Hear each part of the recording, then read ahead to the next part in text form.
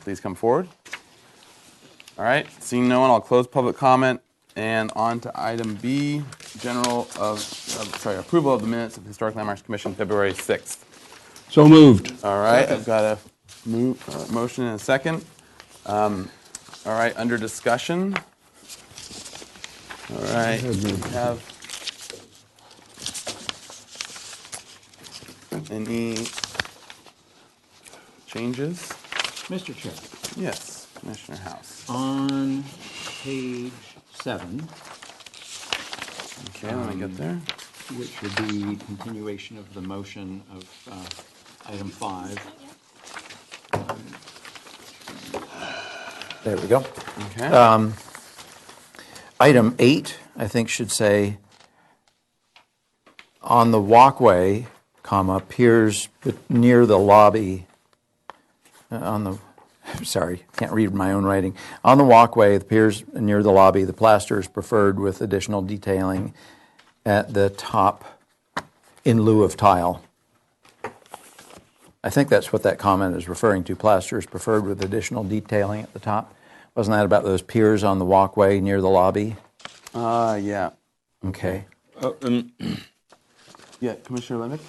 I think that someone there was talking about the stairs, and they preferred to see plaster as opposed to iron railing. for That's those covered stairs. in 7, a more open stair is a favorable direction. Well, And- I don't know, but I do recall someone saying that they felt that all of the handrail was not really a good solution, that plaster walls on the stair to the stairwell was a better solution. I'm trying to remember recreate that discussion, and I was. I think number 8 has to do with those small column pilasters that Yeah. are at the entry and the tile detail at the top of it. We did discuss that, Yeah. and That may be number 8. yeah, that's what he's talking I about. believe that's number 8. Yeah, so he's saying he was just Commissioner House was just clarifying that on the walkway, that's the piers. All right. So plaster was preferred with addition.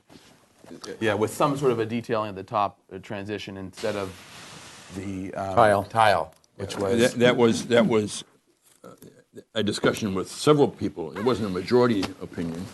I think it became a part of the motion because I think it was the majority opinion.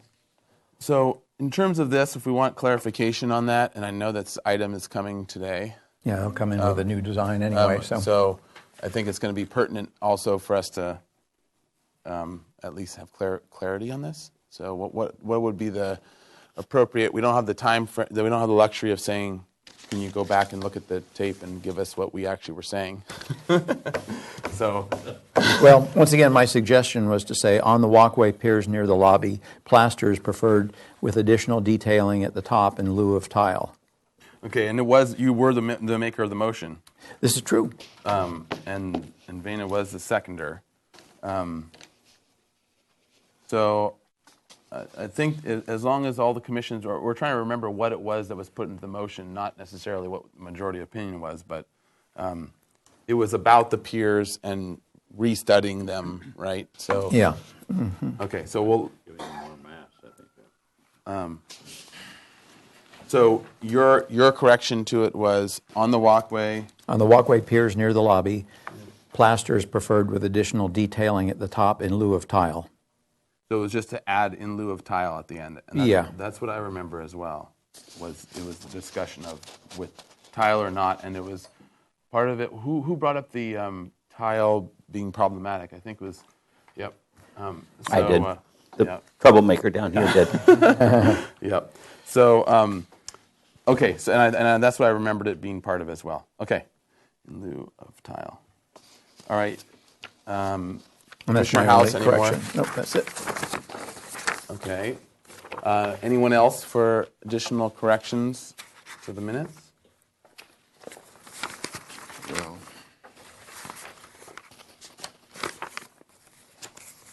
no. Okay. All right. In that case, We have a motion and a second, so we'll call the question. So all those in favor of approving the minutes? Aye. Aye. Opposed? Abstain? Mr. Chair? Yes. Mahan will abstain on item 4 and 5. Okay. Thank you. Commissioner Mahan? I will abstain on the last item as well. I wasn't here. Okay. 5? Great. Thanks. Commissioner Drury and Mahan for 5, and Commissioner Mahan. We went out at the meeting. Yeah, so very important. Okay, so, all right, we're done with the minutes for now. All right, so on to item C, approval of the consent calendar. Do I have a motion? Move to approve the consent calendar. All right. They read it first. Uli, what's that? So, Mr. Chair, I should read Oh, through sorry. the consent. Sorry, you're right. Sorry. Thank you, Mr. Chair. So for today's consent agenda, all items were reviewed by Commissioner Mahan and Commissioner Vena.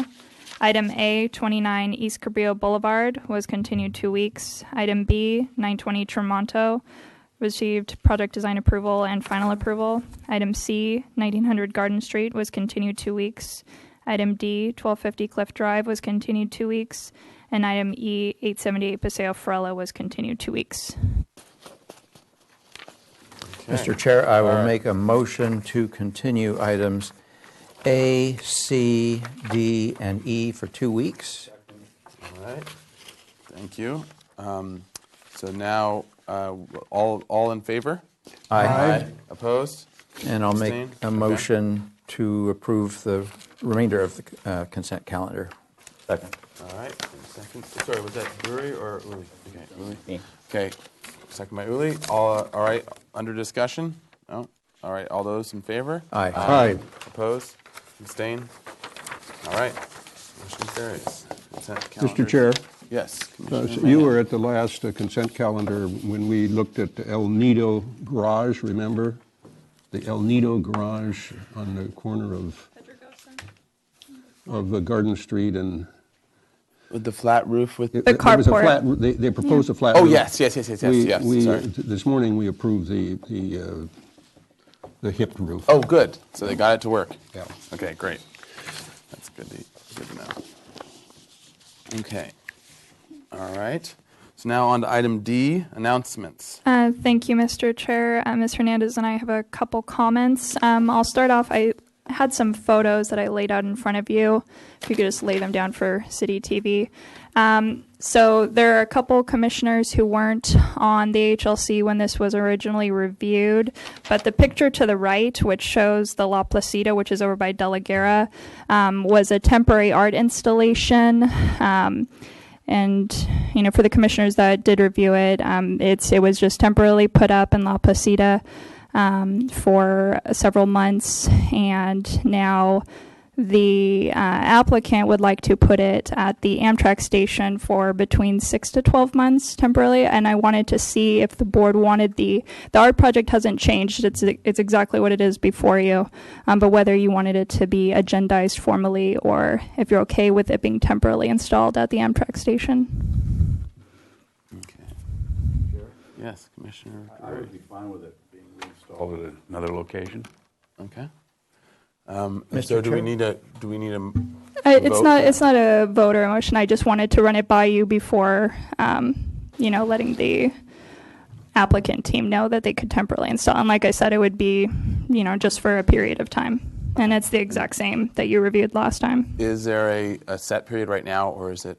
They're requesting 12 months. Okay. So 1 Mr. year. Chair? Yes, Commissioner House. Is there anybody else that vets it for being in an appropriate location such that it's not blocking an accessible path or anything like that? Yeah, so staff would be looking into all of that and make sure it's compliant with that. Mhm. Okay. Yeah. Fine.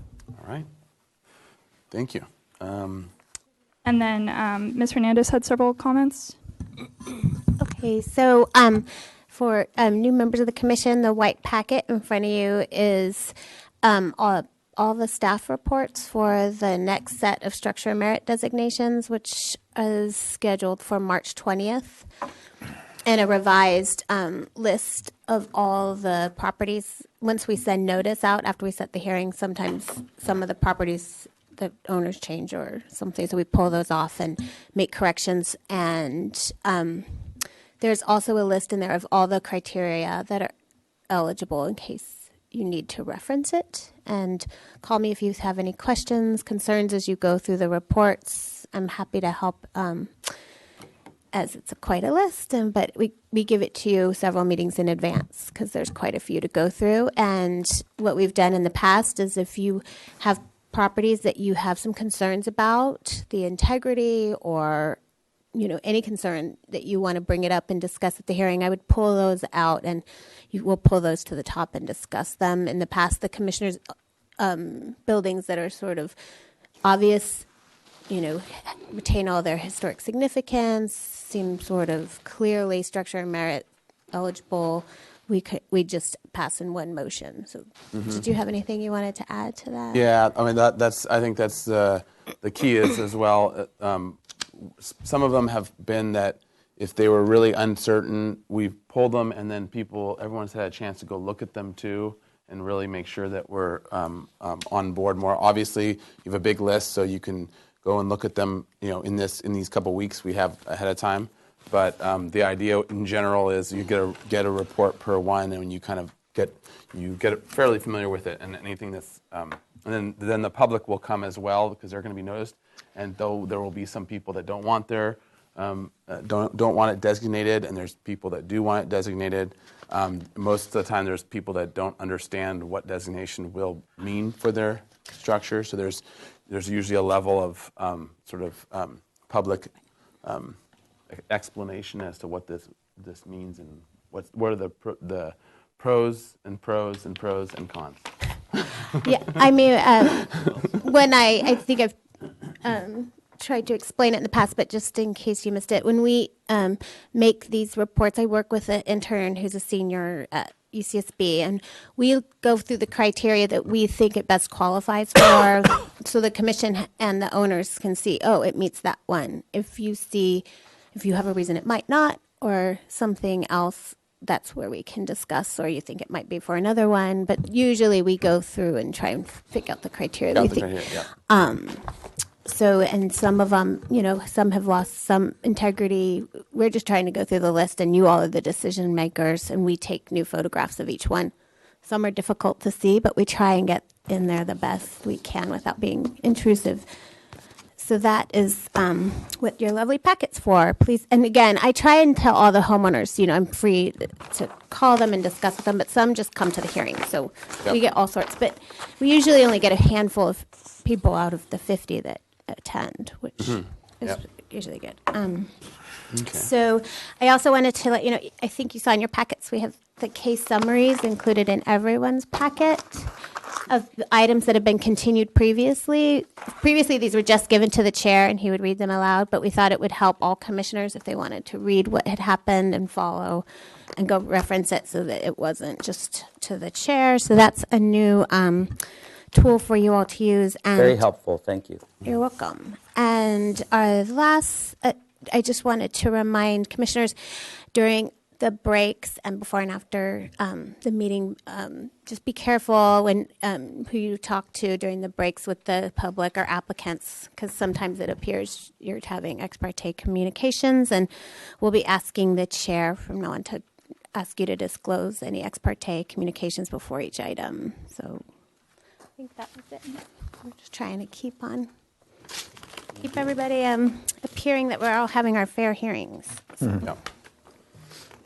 Very important. Okay. Mr. Chair, I have one announcement if this is the appropriate time to do it. This is the appropriate time. It's my pleasure to introduce the newest fellow of the American Institute of Architects. It's William T. Mahan. Oh, very good. Bravo. How many fellows do we have in Santa Barbara? More than we had 30 years ago. That was just Robert Inglehoyt then, I think. And Luda. And Luda. And Luda. Congratulations, Bill. Yeah. He's a jolly good fellow. Thank you very much. Yeah. All right. All right. Well, thank you for that announcement.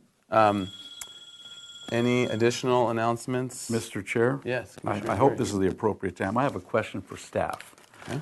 So we have Mr. DeForest, we have a sort of a new gadfly in front of the Historic Landmarks Commission, who oftentimes brings up uncomfortable sounding assertions I think you know who I'm speaking of. And I'm wondering if, I mean, it sounds if you don't edit those things, it sounds as if we're not running a tight ship. And so my question to you is, what do we do about these assertions that are put out in the public and public comment for various projects? So, Mr. Chair, we have public comment. All of the design boards have it, City Council has it, and the public can, make any kind of statements they want in regards to a potential project, any concerns, or whether they support a project.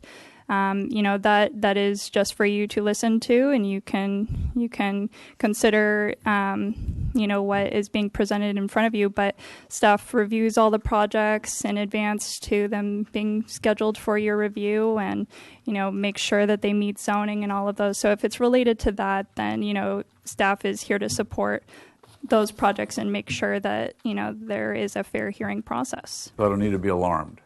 Exactly. Okay. Thank you. All right, Commissioner Lenvik. I think it's important that we simply listen to the comments and not involve ourselves in a back and forth discussion. Right. Public comment.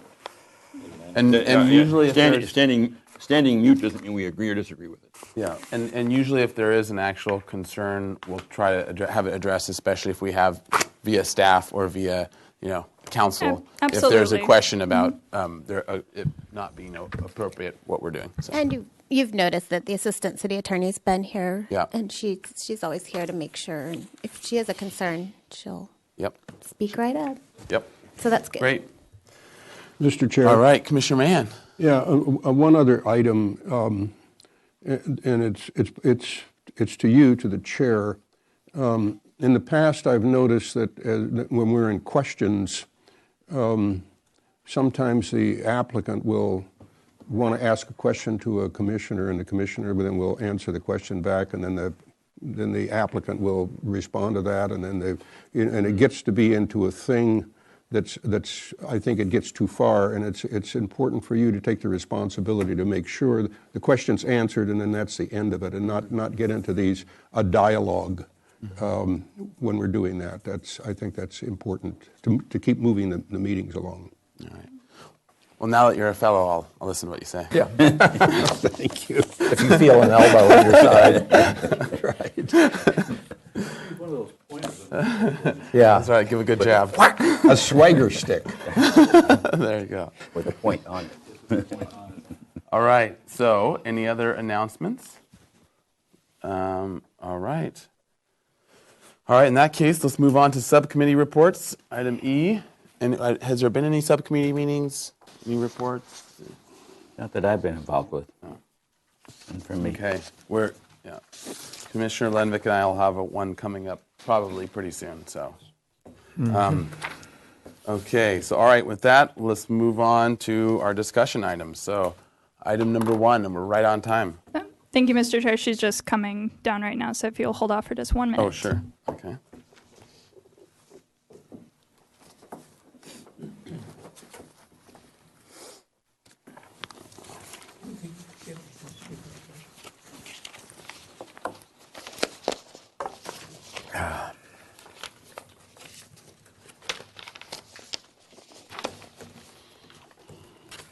Can I see those?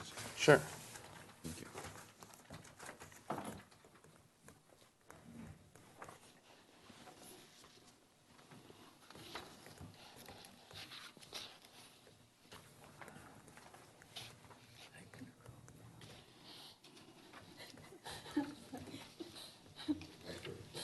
Yeah.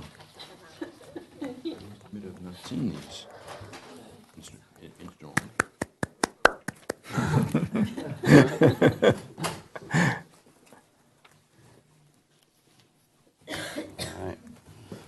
All right, so looks like we have item number 1, staff presentation, training on archaeological reports process.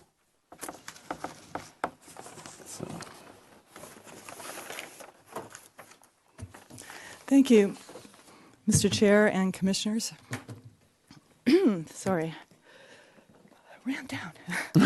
Okay, so this is just a brief review of archaeological resources report procedures. Last time Nicole went over the historic reports. And so now we're looking at archaeological reports. So just to point out that we do have a number of city documents with policies for approval, or rather protection of archaeological resources, including the general plan, several ordinances for historic report procedures, and the unanticipated archaeological resource procedures that are also in the ordinance. And then the main point for today is the master environmental assessment procedures that deal with review of archaeological impacts that informs the CEQA process. So the MEA guidelines that are adopted for the city include a map of areas sensitive for archaeological resources, impact evaluation criteria, mitigation approaches, the required report content and review procedures, as well as criteria for being included on our city qualified lists of archaeologists and Chumash monitors, which are pointed out there. So this is the sensitivity map. It identifies different areas of the city that are either sensitive for prehistoric or various historic periods. It's an initial screening tool, so we're looking at a project for the potential for impacts and whether there's a need for an archaeological report. We also look at the files for past archaeological reports if there's already been one on the property or nearby. And we also, since a lot of projects in our city are redevelopment, so it's an area that's already been developed, we would consider the project disturbance versus the area and depth of past disturbance. Again, so looking for whether there's the likelihood of intact resources underground. And that all goes to whether there's a need for a report or not and which type of report. So the California Environmental Quality Act, both the statute and the state guidelines, identify the criteria that are used in identifying whether a project has a significant environmental impact in the area of archaeological resources. And those are in our guidelines document. So it also, there are in the guidelines some different ways that we can consider in different circumstances for avoiding significant impacts. There may be consultation with tribal representatives, avoiding or preserving resources in place. Sometimes if you initially are just doing a surface survey, you might determine that they need to do some subsurface sampling, monitoring during project earthwork. If important resources are identified, you may have to go to another step of collection of samples and documentation and analysis for importance in terms of informing our knowledge of our history. And there are also special procedures in the event of human remains. So the types of archaeological reports, we have something called a letter report confirming no impact. That's generally in a situation where it's maybe only one of the sensitivity zones of recent history and possibly not looking at the files and so forth and the specifics of the project. The staff feels that it's probably not going to need a full report, but we like to get a confirmation of that from an archaeologist. And so a letter report is a more brief look at the situation, and it's just then the next step would be if a full phase one is required, which includes full records research, a surface survey, and sometimes they do an extended phase one, which would be some subsurface sampling. A phase two is usually if the phase one doesn't quite get you to understanding whether the project would have an impact, and it usually involves something like there's a known site nearby, but the boundaries of the site are not quite clear, and so there's a need to do some additional evaluation or sampling. And a phase three is when you get to the collection, documentation, analysis stage. Just also was going to mention, in some cases, besides the state CEQA, we also sometimes have the federal NEPA environmental review when there's federal funding or federal agency approval. And so for purposes here at the city, what we do is we generally allow for the federal report format, but then we ask that there's a cover memo addressing the content that's required by the city MEA guidelines. So those occasionally will come before you in a slightly different form than the usual archaeological reports. So then the report review and acceptance. For the letter reports, again, the staff reviews it for phase 1, 2, or 3 reports. First, the staff and the city archaeological advisor, Dr. Glassow, will look at it and provide any recommendations to HLC. Then it goes to HLC for action to accept the report or accept it conditionally or reject it, are basically the actions.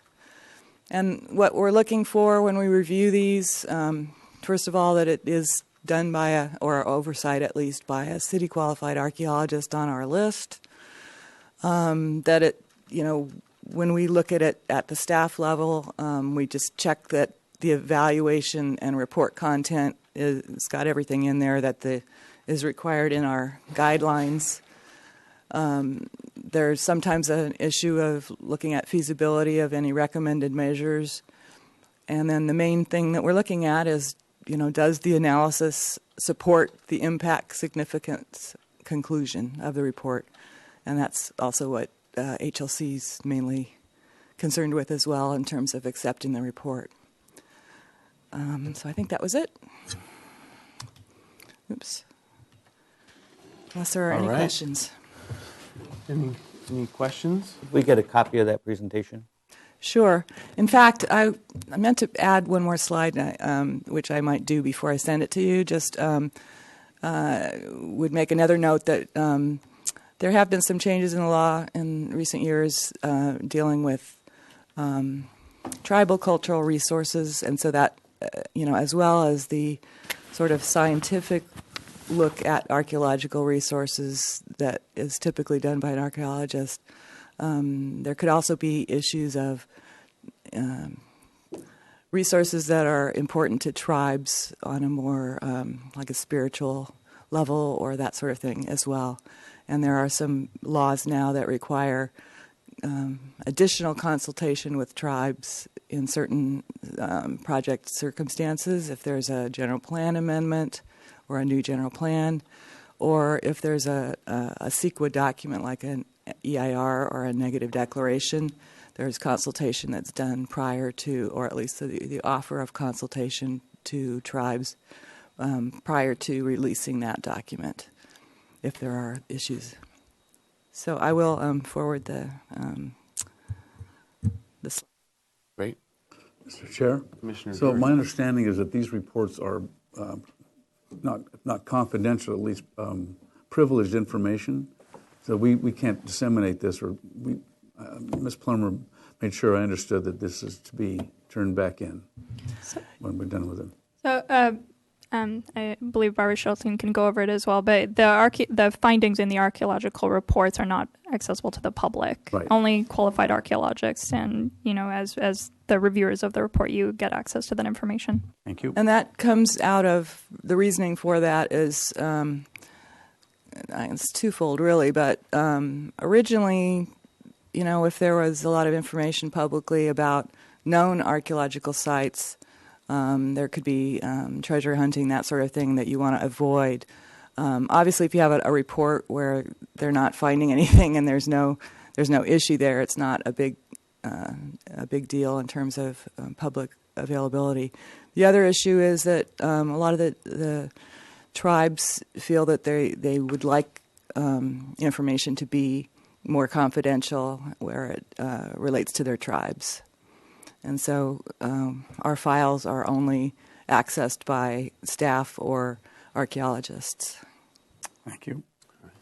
And just as a point of additional clarification, so for because archaeology reports, at least in my limited experience, have been much less debated and wrestled with here, as opposed to historic structures reports. And so, and you keyed on with your last point. So the analysis supports impact, significance, conclusion. So that seems to be the key area that we would be discussing, whether we thought something was getting impacted, whether we felt it was more impactful to something or less than the report was concluding. Is that? I think that's a good assessment of it.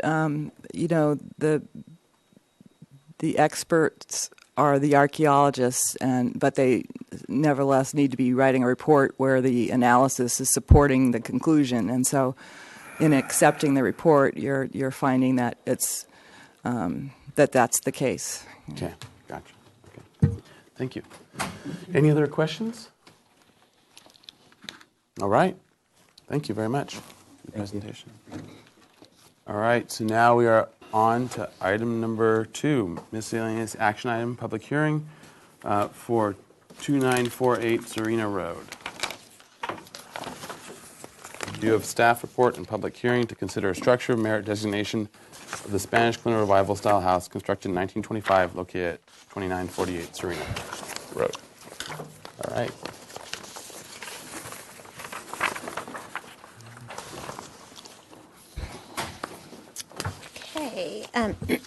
Thank you, Mr. Chair and Commissioners. The Commission passed a resolution of intention to hold a public hearing for the designation of 2948 Serena Road as a structure of merit for today's date. Just to orient some of our newer commissioners, the Historic Structures Ordinance mandates that when a potential historic resource comes through for design review, if it has potential to be designated, it be forwarded to this commission, and concurrent in that hearing, the commission can decide whether to add it to the potentials list or hold a hearing to designate it. And that's the way it came to you today. So to begin with, the property sits in the Samarkand neighborhood just west of the De La Vina Street on Serena Road. The City of Santa Barbara does establish significance with criteria in our municipal code, and the house at Serena Road qualifies for the following 3 criteria. Under Criterion A, as it was designed in September 1925, just after the large earthquake of June 29th, 1925. This Spanish Colonial Revival house is important to the heritage of Santa Barbara. The City of Santa Barbara realized the cultural and economic value of preserving its historic resources much earlier than most American cities. In the early 1920s, the city established the Community Arts and Association Plans and Planting Committee that, under the leadership of Pearl Chase, was dedicated to planning, architecture, landscape, parks, and conservation in order to protect and preserve historic resources. Because this is early intervention, Mexican-era adobe structures and original Spanish Colonial Revival historic resources still exist and provide a window to the city's past. In the 1920s, but even more so during Reconstruction after the earthquake, the city deliberately transformed its architecture and look from an early ordinary Western-style town to a romantic Spanish Colonial Revival Mediterranean-style city. This transformation was the result of the planning vision of a number of Santa Barbara citizens in the early 1920s. In Santa Barbara, examples of the Spanish colonial revival can be found throughout the city, not only with large commercial buildings downtown, but also small residential houses all throughout the city. And Santa Barbara does owe much of its charm to the many thick plaster walls and clay or tile roofs of this style. The various subtle details, such as the rounded arch windows and doorways, add to the quality of architecture and character of the city. Spanish colonial revival architecture will always be the key to Santa Barbara's identity.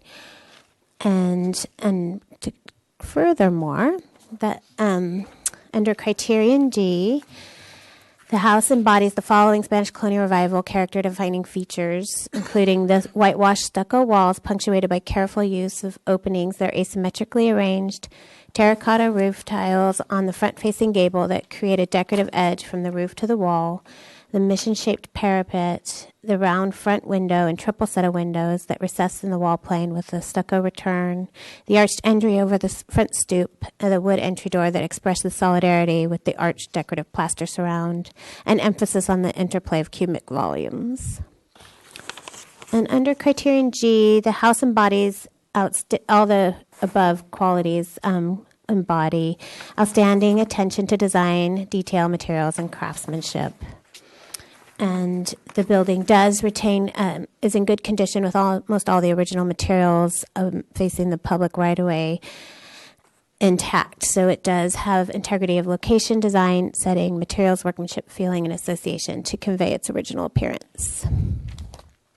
And that concludes. Right. This was the house has got a lot of foliage in the front, so that with I don't have the greatest photographs of the details, but I tried to get in there, and if some of you were able to go by, you can see it much better from the street than you can from a camera. But, All right. and then we ask you to pass the resolution. All right. Thank you very much. Hernandez. All right. Oh, and the owner is not attending. They said they don't contest the designation. They're in support of it, so they're not here today. So thank you very much. All right, so now I'll open public comment. Anyone wishing to speak on this matter, please come forward. All right, seeing none, I'll close public comment. Chair Grumpine, I believe Mr. DeForest would like to speak. Okay.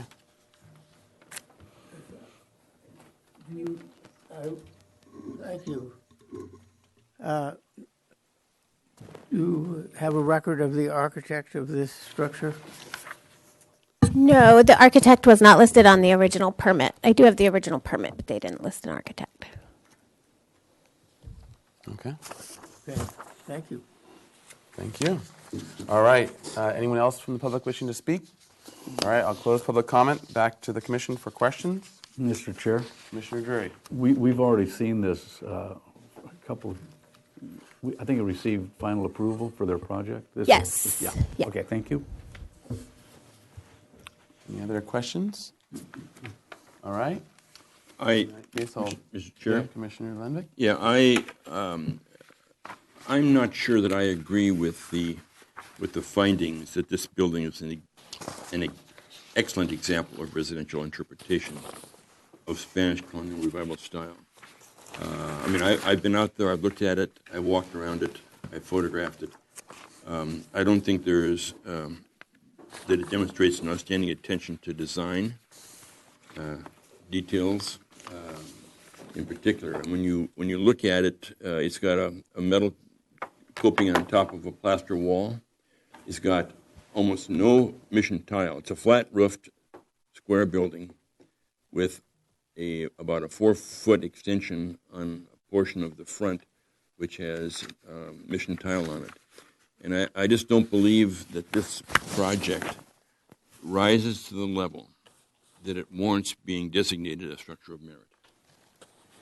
Okay, thank you. Any other I comments? agree. All right. I agree. I actually have a question. I am Commissioner Lenvick. I didn't hear what you said. You said something about metal and. Well, the top of the roof, the top of the wall, It's that on the flashing flat on the roof top of the structure parapet. is simply a metal cap. Okay. There's no detailed plaster coping. There's no romance to the house as someone on this commission has said in the past. There's no romance. Deeply recessed windows, they're set back inch and a half. I mean, they're not deep by any means.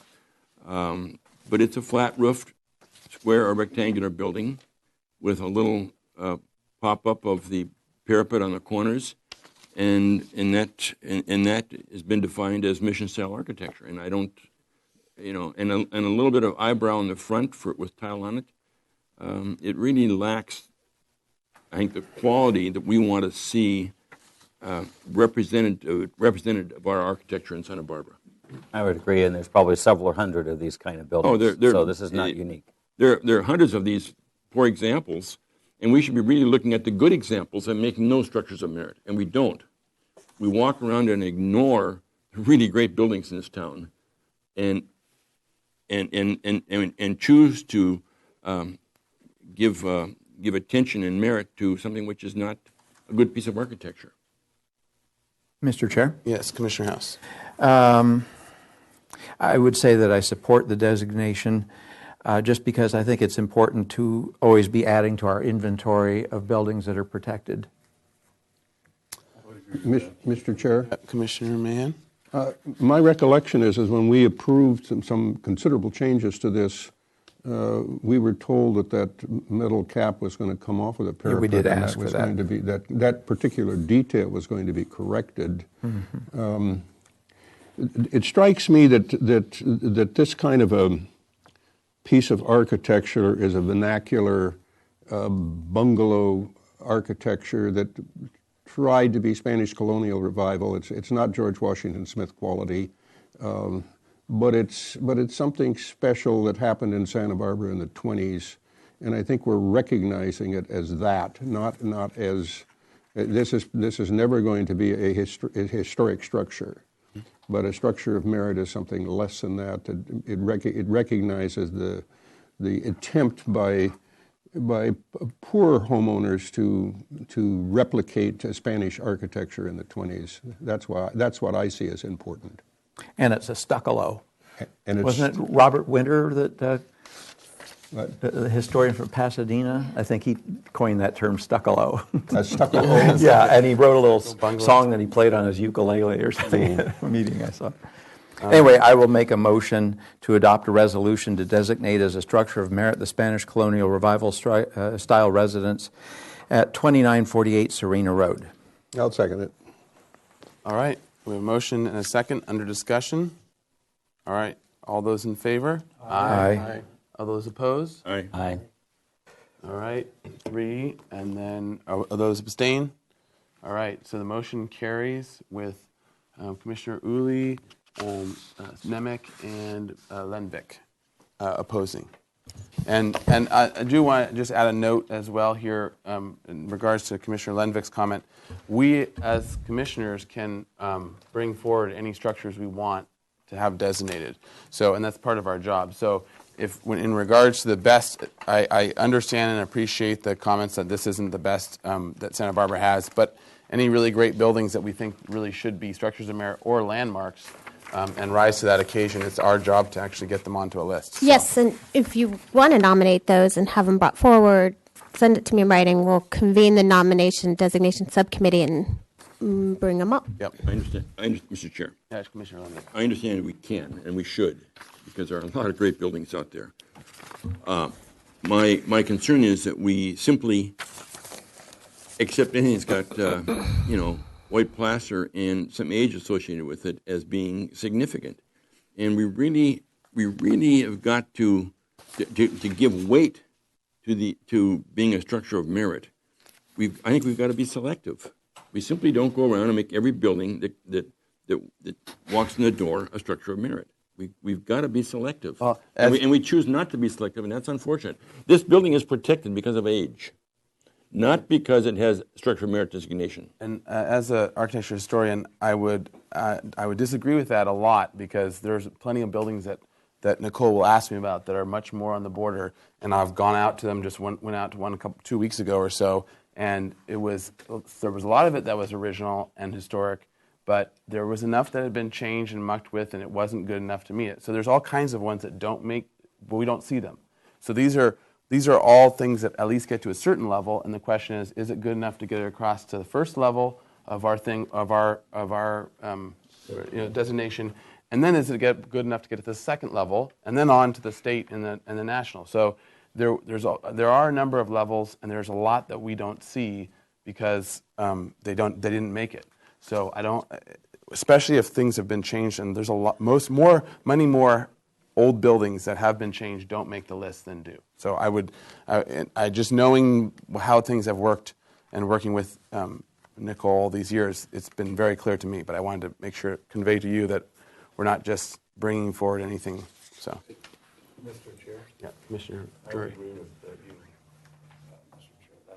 I think that these are middle of the road buildings of a certain era, and they're well taken care of, and I think they more than meet the criterion for structures of merit. Now, as you say, whether they leap ahead into a historic status, that's another story entirely. But I think they're the things that Santa Barbara is.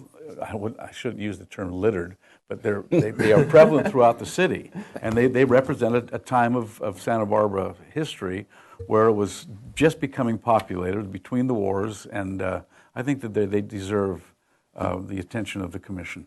Right. Thank you, Commissioner. Just for the commission's knowledge, when I look at these come through our demo review ordinance, which is we look at anything over 50 years old and see if it needs to come to the commission or not. And I usually look to see if it still has original materials and still looks the way it did originally, and then bring it to you for the next decision.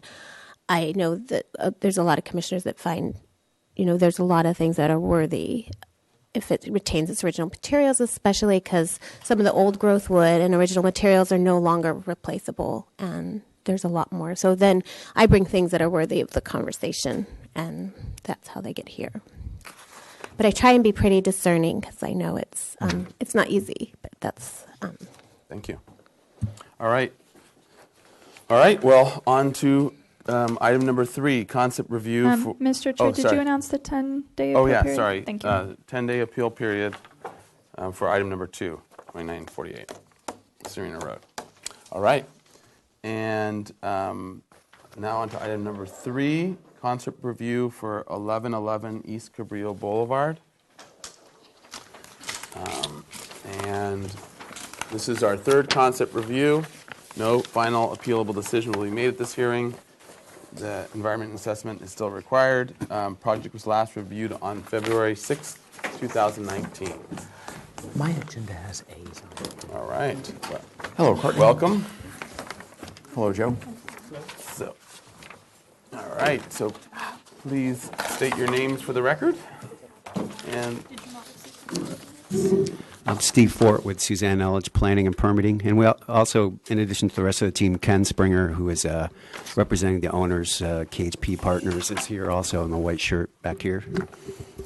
okay. Joe Androlitis with Androlitis Mixon Architects. Courtney Miller with CJMLA Landscape Architects. Okay, great. All right. So why don't we start with going through our last motion.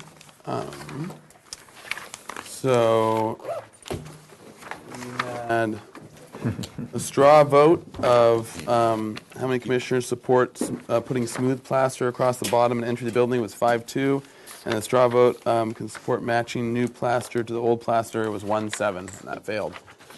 So the motions were the motion was continue 2 weeks with the following comments. 1, the commission likes the overall direction of the project. 2, provide cross sections of pedestrian walks adjoining the building and the parking lot, and study a raised walkway. 3, the majority of the commission felt that to open the railings, this was an improvement, but the east stair needs further study, and the applicant should return with additional stair layouts. 4, use smooth plaster on the original entrance and carry along the ground floor to the new work, including the 2-story element on the east end of the building. 5, the majority of the commission supports a Spanish roof tile with a sloped roof on the east end of the building. 6, add color to the east end of the building to make it less stark. 7, a more open stair is a favorable direction. And then 8, we need to jump to our minutes today. We had a little clarification.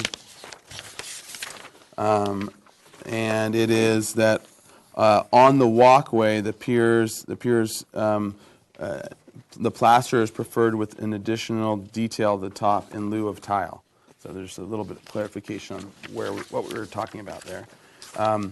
9, pavers should use a darker red to match the tile roof.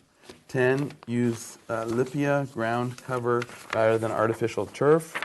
11, study an awning as an option on the east end of the building.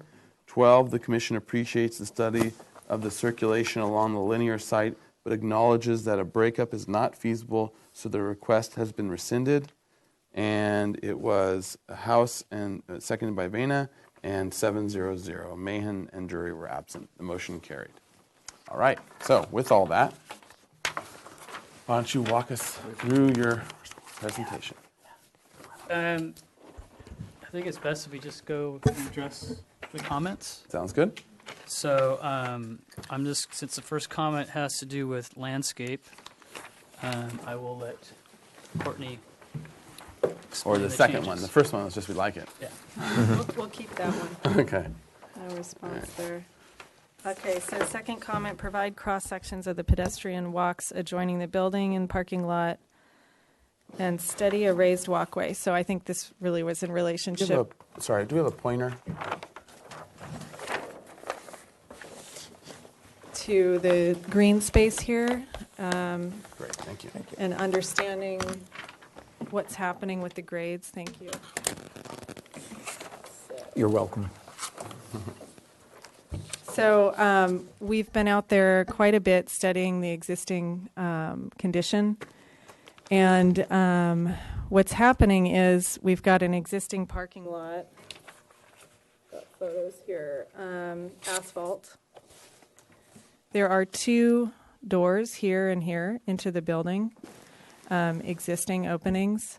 And unfortunately, it looks like the asphalt that's existing is we don't have any opportunity to add an additional thickness on top of that, because what becomes problematic is where does the water go? So that would force the drainage back towards the building openings on both sides.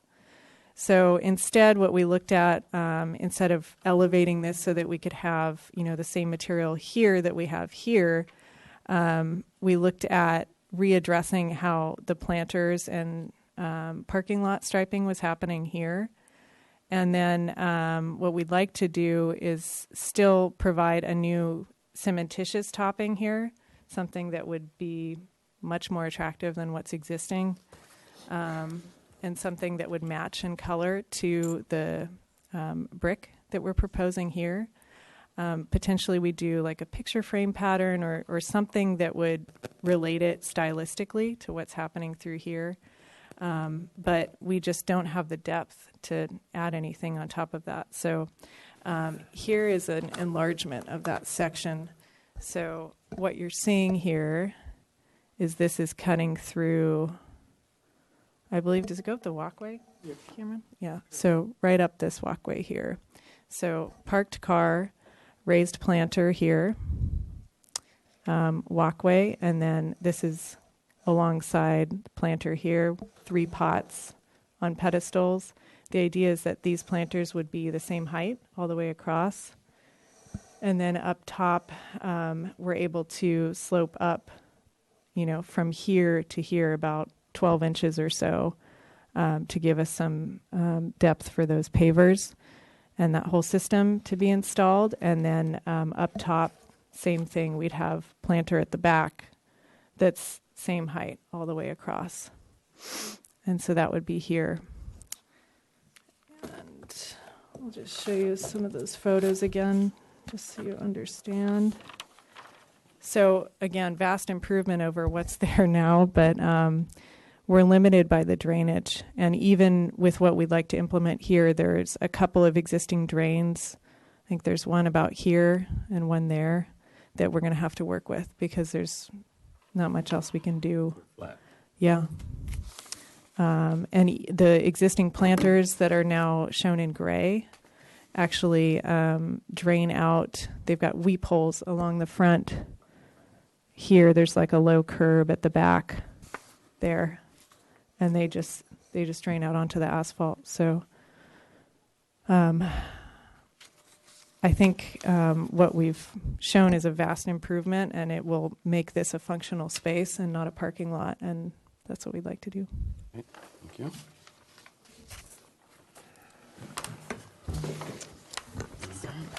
Okay. Sure. Later. Let's go to later. Yeah. So back to architecture.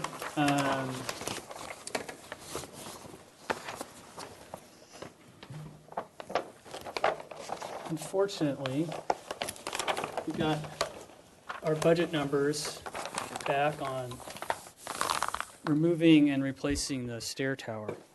And after our HLC hearing last week, with the additional scope that was requested to study, and in addition to the numbers, it's not a feasible option anymore. So we are eliminating that scope from the project. So this tower remains as is as part of our proposal. So that will address a majority of the comments that we had at our last meeting. It's unfortunate because it was my idea to convince the client to get rid of that. And I was trying to find the most feasible, cost-effective solution. And unfortunately, we couldn't get there and make it happen. So with that, we still want to progress in opening up these as we previously proposed and presented. The only change is that we're no longer raising this parapet, and we would like to keep the existing windows in place and make them deeper and do a false Juliet balcony in front of them with some awnings to dress up the windows that are centered above this opening. In addition, I'd like your feedback on the plaster at this point, because the work has been substantially decreased and we feel like it's minimal enough that we would like to keep the existing plaster texture in the areas that we're touching, because the amount of area that we're affecting now is much less. Yeah. Everything else remains the same as previously proposed, and I think there weren't many comments on those items. So that would address item 3, 4, 5, 6, 7, 8, and we move on to 9. Okay.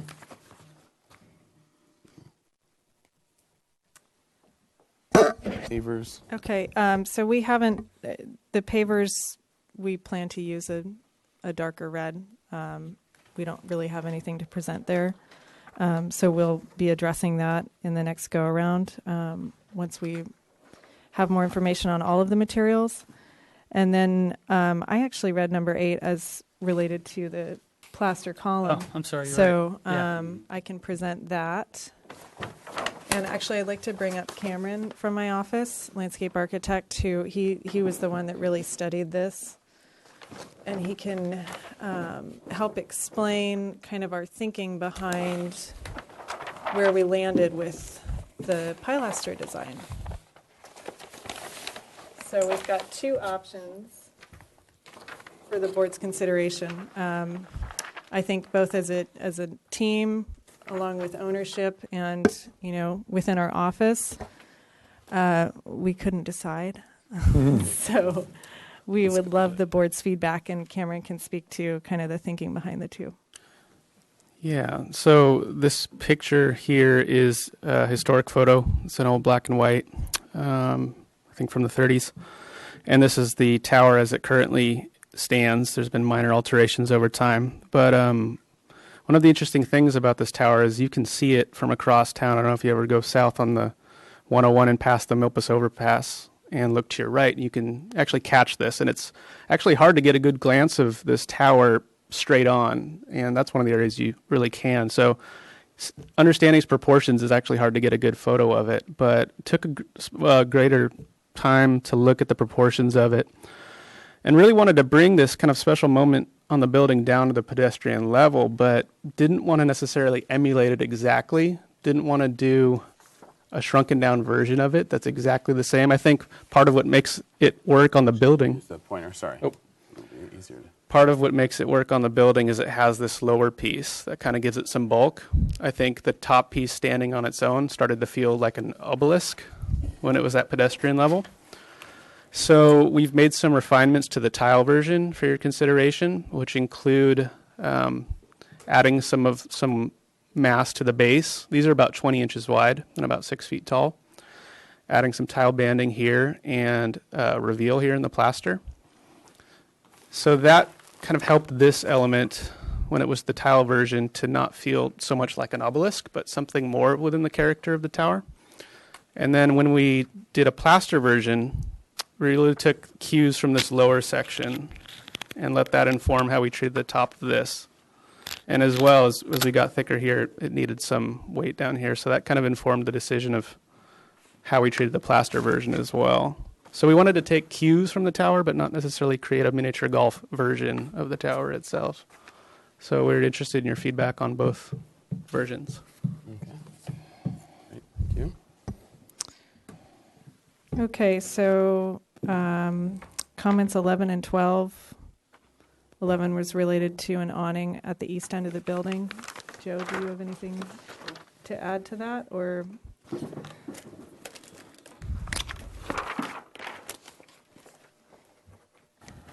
So the awning has been eliminated. Since that was on the east side, you recommended having some awnings over the windows that we were proposing on the east side. Since that whole scope has been eliminated, that's no longer. Got it. Okay. What about the item number 10, use Lipia ground cover rather than artificial turf? We've indicated Lipia on the plans. Okay. So that's what we intend to move forward with. Okay. Thank you. All right. So the last one is was rescinded before. So all right. Any other additional? Actually, yes. I need to show you the landscape plan for the east end.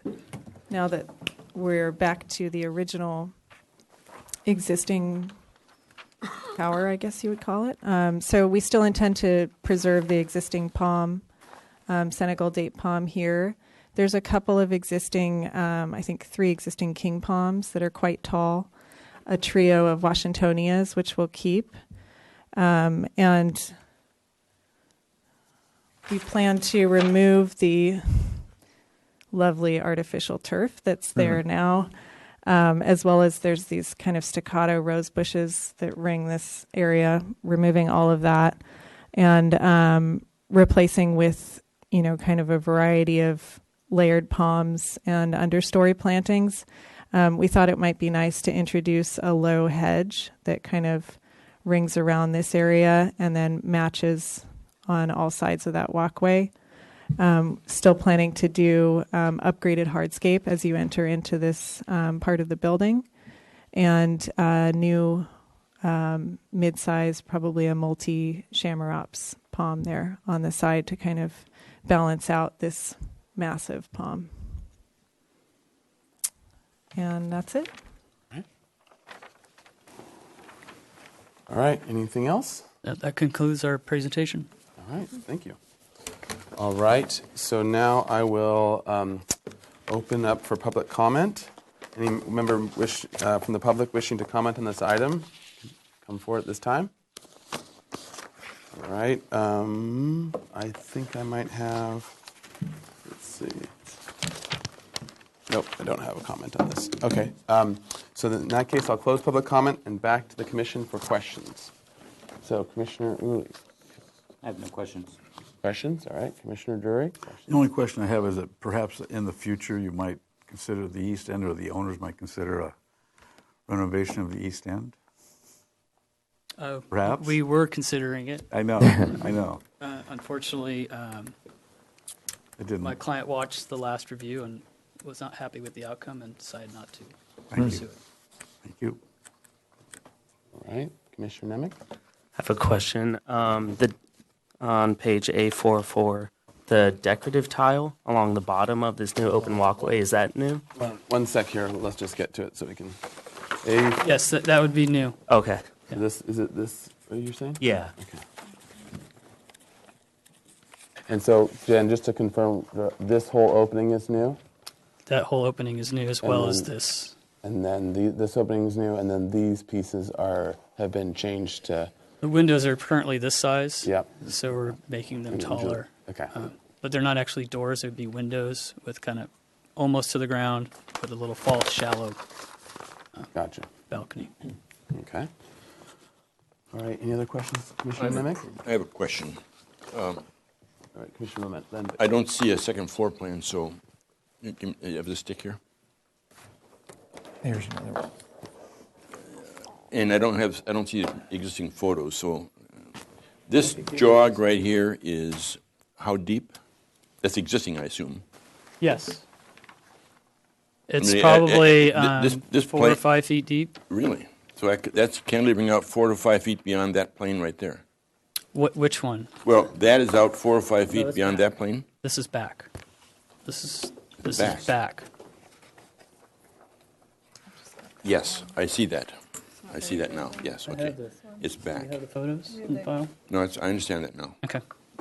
Yeah, this plane is Yep, back. yep, yep. Then this roof Yep, yep. is over the projection. So, no way to get that raised up, that existing parapet there. It's, Well, there's a way, but Yeah, it it's costs just money, un- and yeah, you know, yeah, if it's we're it's looking at unfortunate. plastering the whole thing to smooth plaster, then no. The relationship of the awnings there. I agree, it's tight. Yeah. All right, any other questions, Commissioner Lenvik? No, I don't. Okay, Commissioner Vina? Yes, on the drainage at Joint 12, Which- first of all, on the disabilities part, so if a disabled person has to come all the way from there, have a drink up here, they have to go in through the inside to get there? Yeah, it'd remain like it is currently, except right now there's a ramp that leads up to this level.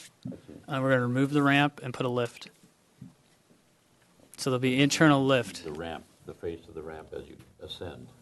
Well, there is currently a ramp there that you do see the face of. Okay. We're going to remove that ramp and put in a lift at this area. Oh, it's on the okay. plan. And, Sorry, I and forgot that. You did mention that before.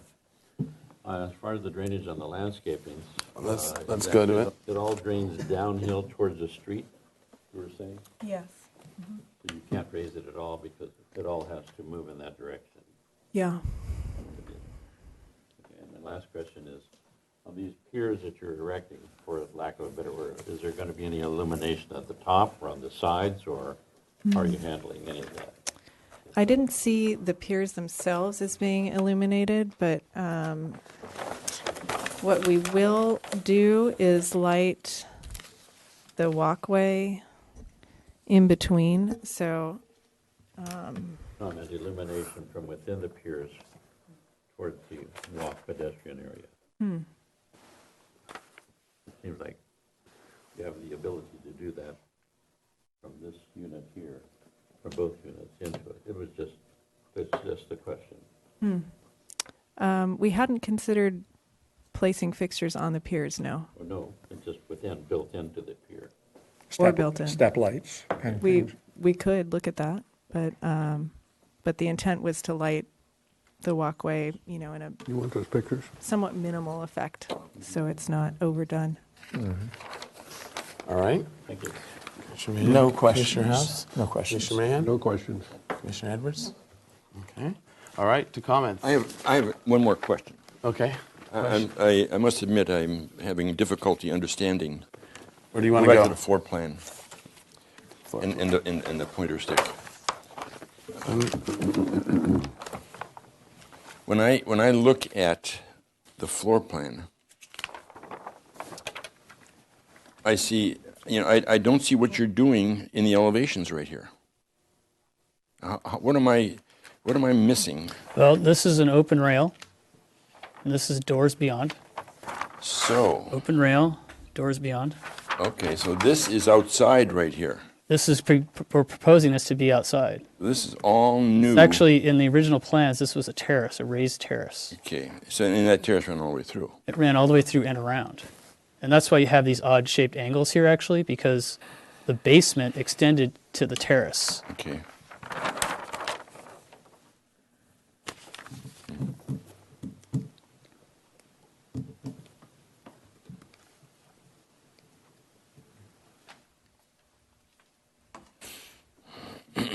Okay. All right. So to Commissioner Uli for comments. Well, I certainly understand the pressure of design and budget, and it's unfortunate that we lost an opportunity to fix that East End, but I understand that completely. With these entry, for lack of a better word, pilasters or short columns, I like the square top version, the one that emulates the bottom half of that tower.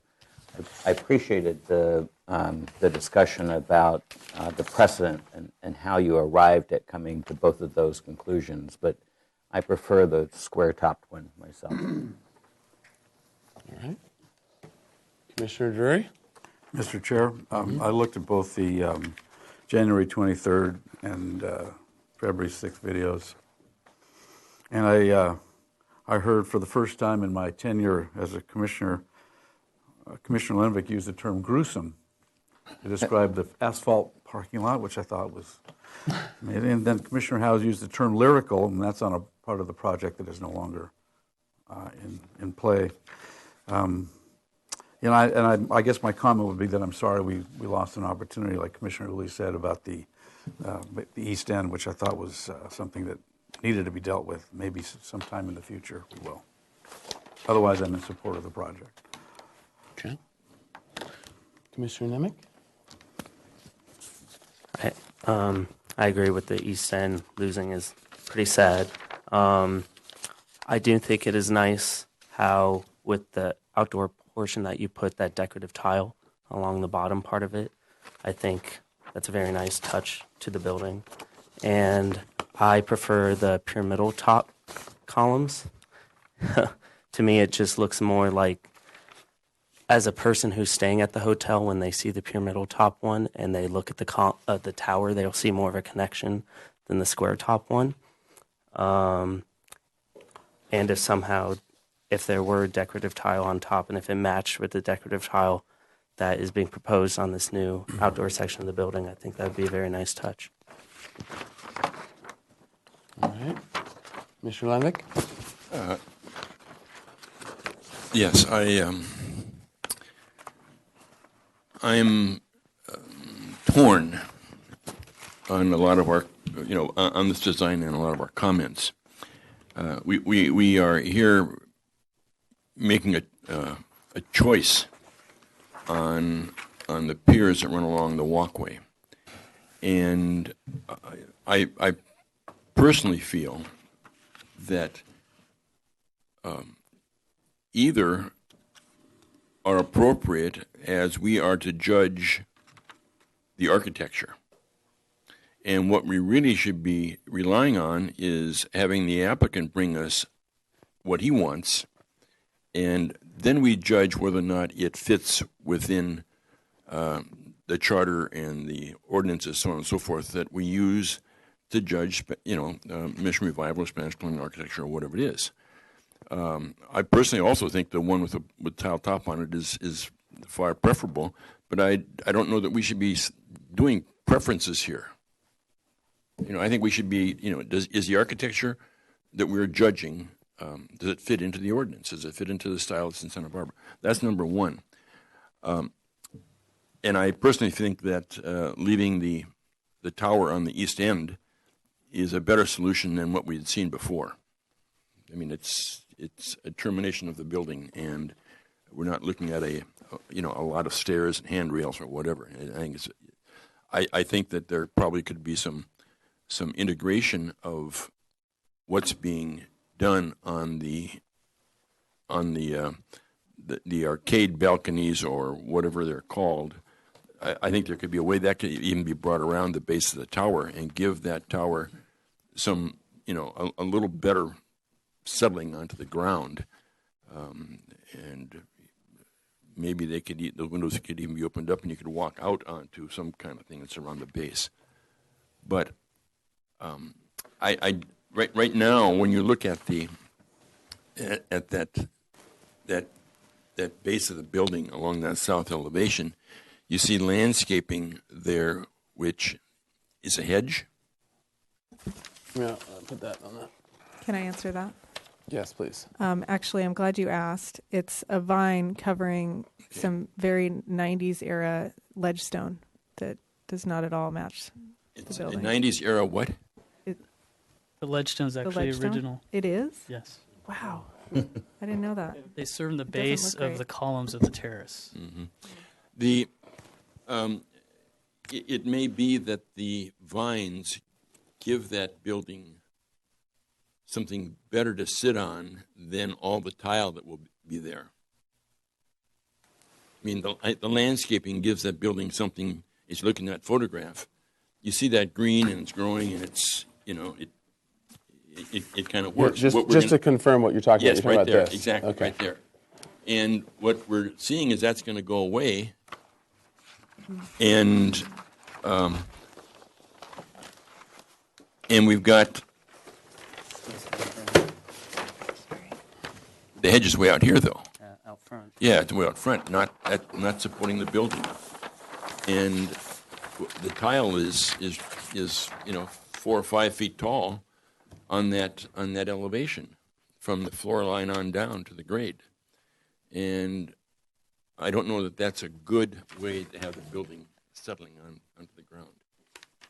A stone base or, a lot of things. But Can you show a picture a little bit more clearly about which portion you're talking about? Let's put that back again. Yeah.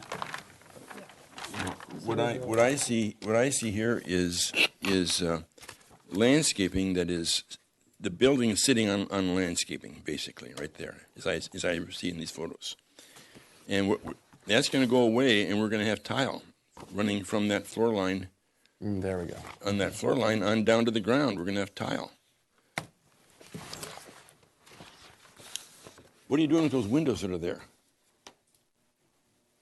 Those are the basement where the gym is, right? Yeah.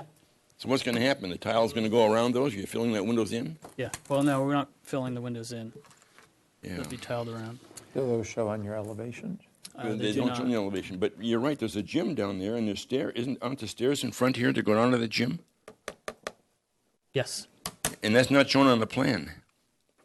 Well, maybe. Yeah, we're waiting for the final survey to get that accurately Yeah. shown.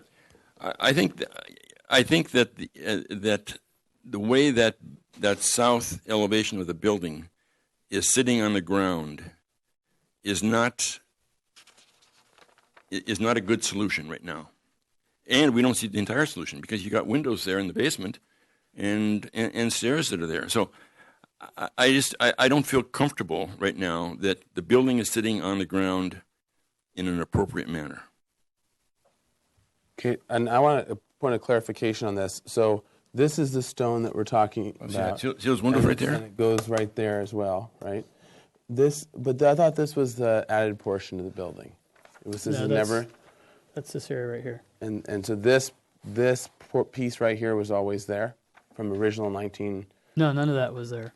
Okay, so this is. I want to first clarify what that's historic that we're touching, and this is all the newer portion. This of has all been added in the 70s and 80s. That's what I thought. Okay, so the base that you're talking about right now with the stone and here and the windows. That's all newer construction. Well, actually, the base is not. The base was part of a terrace. So the original outline of the building, if we go back to the floor plan,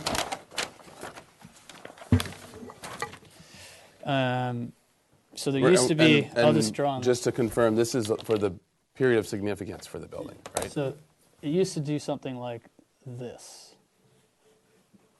Okay. And this was the restaurant. This was a lounge. And then it connected with a stair. This comes up.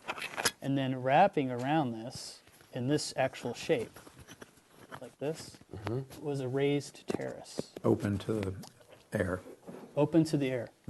So that's why you have this odd angle here, because the basement actually extends to the terrace. So what they did in prior additions is they just added on top of the outline of the basement. That's why you had these chamfered corners on that portion of the building. And then you can still see a sliver of this roof element on so the just back. to be clear with everything. So that's why for the historians jogging their line here is because this was original. Yes. Portion. Okay. And there's these little stone, so there used to be columns and stone piers below that are behind that clinging vine on that wall. Okay. Well, all right. So now, part of this is restoring that terrace in a sense, but there's things we had to do to kind of alleviate the massing of this addition so that it looked like it was landing down the My comment is, I think that face of that building is still unresolved from the standpoint of appropriate piece of architecture. Okay. And identifying all of the parts that are there that have to be dealt with. Windows and stairs into the basement. Okay. All right. Thank you, Commissioner Lenvik. Do you have any other comments? I reserve my 5 minutes for. I think you're about 15 minutes over. Yeah. All right, Commissioner Vena. Okay. No further comments at this time, other than I prefer All right. the pyramidal look. So just as also to help to understand our conversation here, with this being the original historic piece of City TV, if you could zoom in, City TV. So here's the angle piece, is that right? Or no? Am I missing something? Oh yeah, there's your angle here. Okay. All right. Thank you. All right. Okay, so sorry, Commissioner Vena, what was your comments? No, I was just preferring the pyramidal part of the piers. That's all. I have no further comments. Okay. All right. Commissioner House? Well, I would say as a general comment, I appreciate the increments of improvement to the property and to the building. Of course, I lament that it's not more of an increment, but hopefully in the future there will be other increments. I would agree with Commissioner Lenvik that it's premature to be discussing the acceptability of the south elevation until we have a complete picture of what all is happening there. As far as the pick your peer contest, what I was trying to convey last time is I felt that it needed to be treated as a column with a base, a shaft, and a capital. So you have those elements here, but I always felt that trying to emulate that dentillation or whatever we should call it was too busy on a reduced scale copy of that, nor did it need to be slavishly a copy of that, just a simplification. I do like the pyramidal top, but I think it should step in just as that element does. Doesn't need to have that shaft in addition to the pyramid, but I think it just helps finish the thing off. And I don't have a huge objection if you really want to use tile, but it could be in stucco instead. So I think it just needs to be simplified in its detailing. All right, Commissioner Mahan? No comments. No comments? All right, Commissioner Edmonds? I agree with the comments that Commissioner House just made about the piers. And I, too, am sorry about the loss of opportunity. Okay. All right. Can we actually flip to the elevation real fast? I just want to take one last. I had some questions, too, if I could. Yeah. Okay.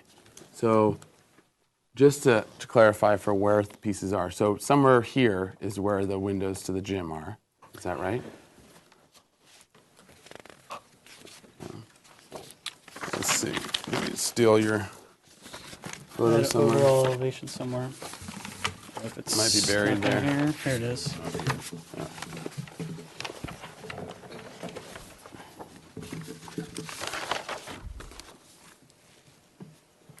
So they're right to the. They're probably right in this area. Okay. Is this jog right here? Is this jog right here? This line right here. Okay. And then I see. Okay. Okay, so Yeah, and so agreeing with the previous comments of this needing to be resolved fully based on both what is there and taking that into consideration, maybe the tile is or isn't going to be appropriate for it. Regarding the, I agree. I think your design was. I agree with some of the commissioners. I think your design was better. What you had going was better than this, but I understand the cost issue. The question of the piers. So I think actually both designs work well in general. The tweaks I think that this is an abstracted version of this. It's different, so I'm not as bothered by it. The only thing on either one of these that doesn't seem to work for me is the sort of fake perspective of the tiles. That's not a typical way I don't think I've ever seen in traditional Spanish 1920s Santa Barbara architecture doing that. This one has a sort of a zigzag. There's all different ways of doing it, but to do a sort of a false perspective on here, it seems a little bit odd. But in general, either design to me seems pretty good. So those are my comments. So I think you've answered a lot of the questions about and we can get a motion, but there's no action that can be taken in terms of approval or anything. But I guess we would be looking for a motion with comments, with direction on the areas and reaction to the areas that you have addressed. What I've heard from the commissioners in general on the different topics, the pedestrian and the parking lot study, was everyone pretty satisfied with that in terms of a way of handling it? Okay, it seems like everyone in it, for the most part, is. I think in general everyone was lamenting the fact. Most were lamenting the fact of not having a better East End, but understanding that costs can change things. The one thing we haven't talked about is the original entrance and the plaster with this particular this shortened amount of proposal, assuming that I think that there's been a number of comments that this is not resolved enough to get weigh judgment on it now or weigh comments strongly on it now in terms of this particular elements. But at least the scope has now at least been fairly clearly defined as to what they're actually touching. So we should probably now look at what the thoughts are on the entrance and the plaster, because now, correct me if I'm wrong, none of this is changing at all plaster-wise. This is changing now, and this is changing, and maybe a little bit here, and that's about all the plaster you're touching right now with this proposal. Is that correct? Correct. Okay. So now there's a different scope in terms of what is being done plaster-wise, and it raises the obvious question of whether this is going to be, what is that plaster now? Because these are just now openings, and this is the only piece that's really being totally opened up, and it's the original entrance. So, Mr. Chair? Yeah. My understanding from Mr. Andrulaitis is that that's off the table in any case, right? The redoing of the plaster? Yeah, we can't afford to redo Right. the plaster. Right. Okay. As thank we you. previously suggested. Right. Thank you. And what is the condition of this plaster? Because it's buried. Is it like portions of it are the rough, bad plaster, and portions of it are the original, or is it pretty much all rough now? Everything exposed on top here is the funky plaster. Mm-hmm. Everything below that area is a rough. It's actually got straw embedded in it. Yeah, it was the interior plaster. Which is, I don't even know if it was the original plaster texture because it looks like they added to it. No, I understand. Because it's almost flush with the stone back there. Mm-hmm. So I think it was added to over time. So that's the existing texture there. Okay. And then just as another point of reference, the area to the left there, which is the existing pool bar cafe, that's all. That's smooth. Oh, that's smooth. That's smooth. But that's back a ways. Yes. Okay, so then what are you proposing for this? I would match. The rough texture. Match The rough texture. Correct. Okay. I don't think there's really an alternative. Okay, I just want to make sure that Yeah. we're cognizant and weighing in on what that all means. Is there enough craftsmanship around town to duplicate that? I'm sure we could find Give find a it. guy a couple of drinks, it might be able Yeah. to get it. I had a couple clarifications that I would like. Okay, yeah, we're good. So, regarding these two openings, we have a stair. I'll show the stair. The stair's not going to move. There's no way we can afford to move an exit stair from the basement. It's an open stair, it has an open railing. It's kind of transparent as far as being in the foreground of this element. So, if you could speak to that, the windows we'll look at whether we need to remove the them. part that you want us to speak to is whether When I come back with the drawing, it's going to look like that with the rail and the stair going down underground. well, Well, there's also the windows. And the windows, which Yeah. we'll all okay, address. so we but need to address that, but it seems like what I've been hearing from most of the commissioners, or at least a number of them, has been that this is hard to judge because we don't see what's actually there and what we're judging. And at least from a few commissioners, there hasn't been. They don't think the tile work going all the way down is going to be the right Well, solution. that's my second comment was, can I get a straw vote on whether the commission likes the tile or would like to keep the vine? Well, sorry, I want to answer that because I don't think we're there. We need a drawing to be able to say whether we have a straw vote for a design of something. So, what may be also helpful for us. No. You've got to be at a microphone. I appreciate the comments. In terms of our next return, what may also be helpful too is just to get the You can sit commission's closer. Yeah, there we go. general consensus or some further comment in terms of the overall concept, meaning the open air idea, meaning the recessed secondary level of doors, meaning the proposed columns, in addition to the tile work. Obviously. Okay. Yeah, I think we can do that. Okay. All right, Commissioner Lenvik? Yes, if I may. I think that it would be unfortunate to have existing, I believe it's sandstone, removed to be replaced with tile. I find sandstone an appropriate base for a building. Looks like a coursed not sandstone, ashlar. Yeah, it's a coursed ashlar or something. Whatever, stone. Stone. I think it's important that also that this opening here be similar to that opening from the standpoint of its detail. In other words, what I see here is some relatively short spans. I see a bracket here. I see a long span.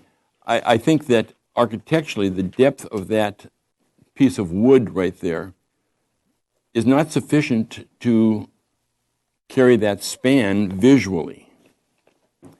And I think you've got to resolve that design, and whatever happens here is happening here. I mean, if you're going to have brackets here, you're going to have brackets there. I just think it's got to be resolved, in a sympathetic manner as probably would have been done in 1930s. Okay. And it's really important. Yeah, so I think in general that ties with what most it's basically these openings, as far as the comments have been, they aren't satisfactory yet in terms of their design. They're okay as openings, but they're not. They're simply playing the out. design So is those, not resolved. as elements, they still need more work. So so the other comments that I want to whip through here in terms of what has been said. Was, let's see, in terms of the piers, it seems like there's somewhat split comment, but in general, most people were fairly supportive of the pier study, so we can probably have to give them a direction, one way or the other for that. The pavers we talked about, and the east end. So I think that. And we need a sample for the pavers. I think that actually were the most of the comments. So yeah, Commissioner Lenvik. I think the proportions here of the awning to the parapet are not right. They don't work. and I reflect back on some of the comments we made previously about color, and I think awnings along this face of this building here at the second floor would be very appropriate to put color on that building. I don't see painting the building different colors, but I think that awnings along here would be functionally appropriate and would also provide color. But I think that when you try to jam an awning in that area right there, it's much too tight. And it's even going to be tighter as you're down on the street looking back up. Mm-hmm. That awning is going to almost look like it's coming off the top of the parapet. Okay, so let's get a straw vote on that one as in terms of getting some direction. Who feels that the awnings are too tight on the top of the building in general? Yeah. Those who feel that I would agree. on that piece? I agree. Okay. All right. Who's okay with it? That's it? Okay. Mr. Chair. You're okay with it? Okay. So, and whether or not this becomes a study as well, we can leave that to them to look at. But I think, Commissioner House? Yeah, I would observe that for that long bank of windows, they're too close together to have individual awnings. That wouldn't work well. And to have one long awning is not something we typically approve in EPV. So I think that's a real design challenge.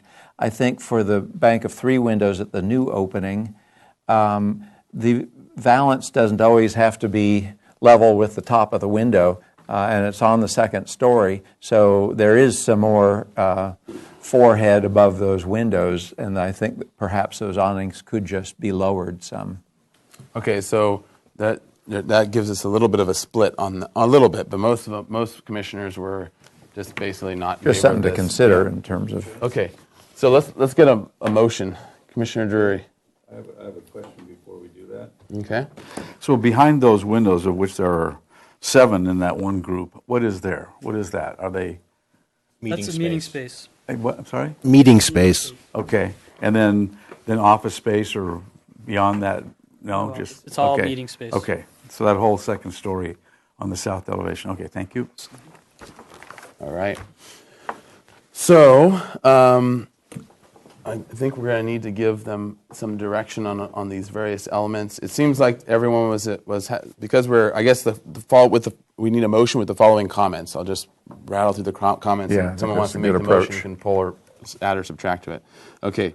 So one comment is that regarding the parking lot study, I think there was a general consensus that that was a good design, a good solution, and we were happy with it. In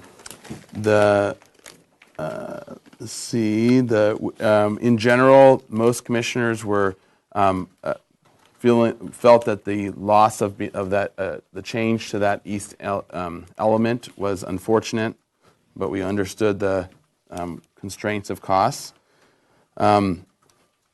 The plaster work, we are in general we are in favor of the approach of just matching the pieces that you are changing, just matching to the existing stucco job, plaster job. Let's see, we'll be looking for the sample of the paver, the darker red paver.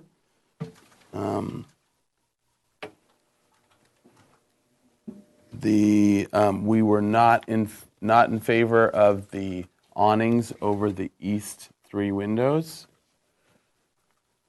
Ground cover? The ground cover was accepted as the Lipia.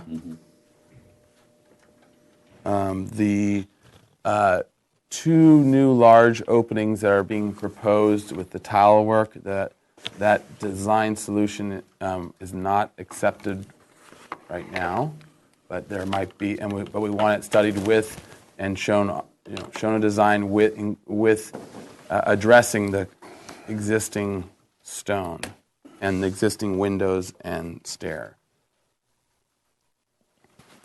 The awnings. Okay, am I missing anything else? Piers, did you address the that? piers. So we should give them direction on the piers. Let's want to do a straw vote on. I think they should take our comments and come back with what they've decided on. Okay. Does that seem reasonable? Okay. So take our comments on the various ones and come back with something that you are wanting to propose. Oh, come on. They have a. I don't think they have to be enumerated because I think we just made some design suggestions and not Yeah, specific direction to go. Yeah. Just to, yeah. Mr. Chair? Yes, Commissioner House. I'm not sure I got the impression that the straw vote was to eliminate those awnings, but that, I don't know. Oh, that they were just too high. Yeah, they're too high. Okay, so if there's a solution to that. Okay, so I think having that was splash the of vote color that- is good. Yeah. Okay. And Just over those 3 windows and that. just over those 3 windows, yeah. I wouldn't object to awnings on some of the windows to the west over the arched openings, but that's not being proposed. That's so. yeah. And if they feel like that, they can bring it back. All right. So, any other comments to add to that? No, I think that's good. I'll make that motion. Okay. Second. First by House, second by Uli, or yeah. All right. Just a reminder to the applicant team, you need to come back with their phase 2 of your historic structures report before you can get project design approval. So that should be coming before the commission at your next review. All right. All right. Under discussion. Under discussion. Mr. Chair, so we've addressed the Commissioner Lemvick's design concerns about those 2 openings on the south-facing elevation. That's part of this. Yeah, it was basically that as proposed, they're not acceptable. They need to be and worked. they need to be further studied. Further Okay. studied with the existing windows taken into consideration and the existing stone taken into consideration for when they come back. Mr. Chair? Yes. I don't know if you specified in your comments, would that be a 2-week continuance or indefinite? Yes, please. 2-week continuance. Mr. Chair, since they would like them to come back with the phase 2, do you have that ready to return in 2 weeks? We're asking for that date. We'll check. I believe it can be. I Okay. believe it's in progress right now. All right, so we can have it for 2 weeks, but in the circumstance if there's not a phase 2, then you'll be postponed to a later date. That would be the comment. Okay. And do we want to give a comment as well as to the general move of having, because that was one of the things that you asked about, just having the open space in this area in general, whether or not the openings get articulated, they'll need to get articulated in a different or better way, but just the fact of opening this and opening this, that was part of their general design move, and I want to make sure that everyone's in general favorable. I have no problem with that. Okay. All right. So, and if that could get added into the motion. And the first comment of the motion should be, we appreciate the increments of improvements to the grounds and to the building. Yes. All right. So with those changes, and the seconder agrees? Yes. Oh, sorry. All right. All those in favor? Aye. Aye. All those opposed? Abstain? Mahan abstains. Mahan abstains. All right. Motion carries. All right. Thank you. Thank you.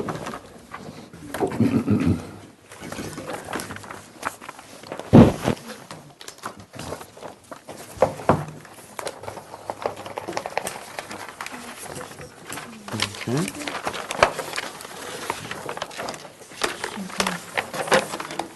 Oh, they may want some of those.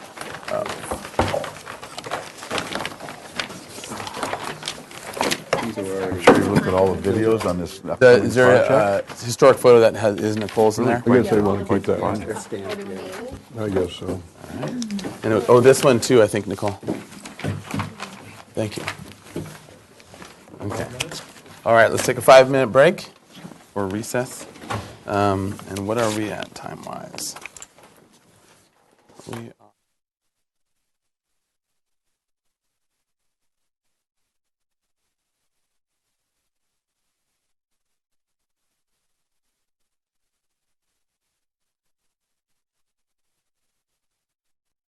$1,700 block of East Cabrillo Boulevard, 1693 SEG ID.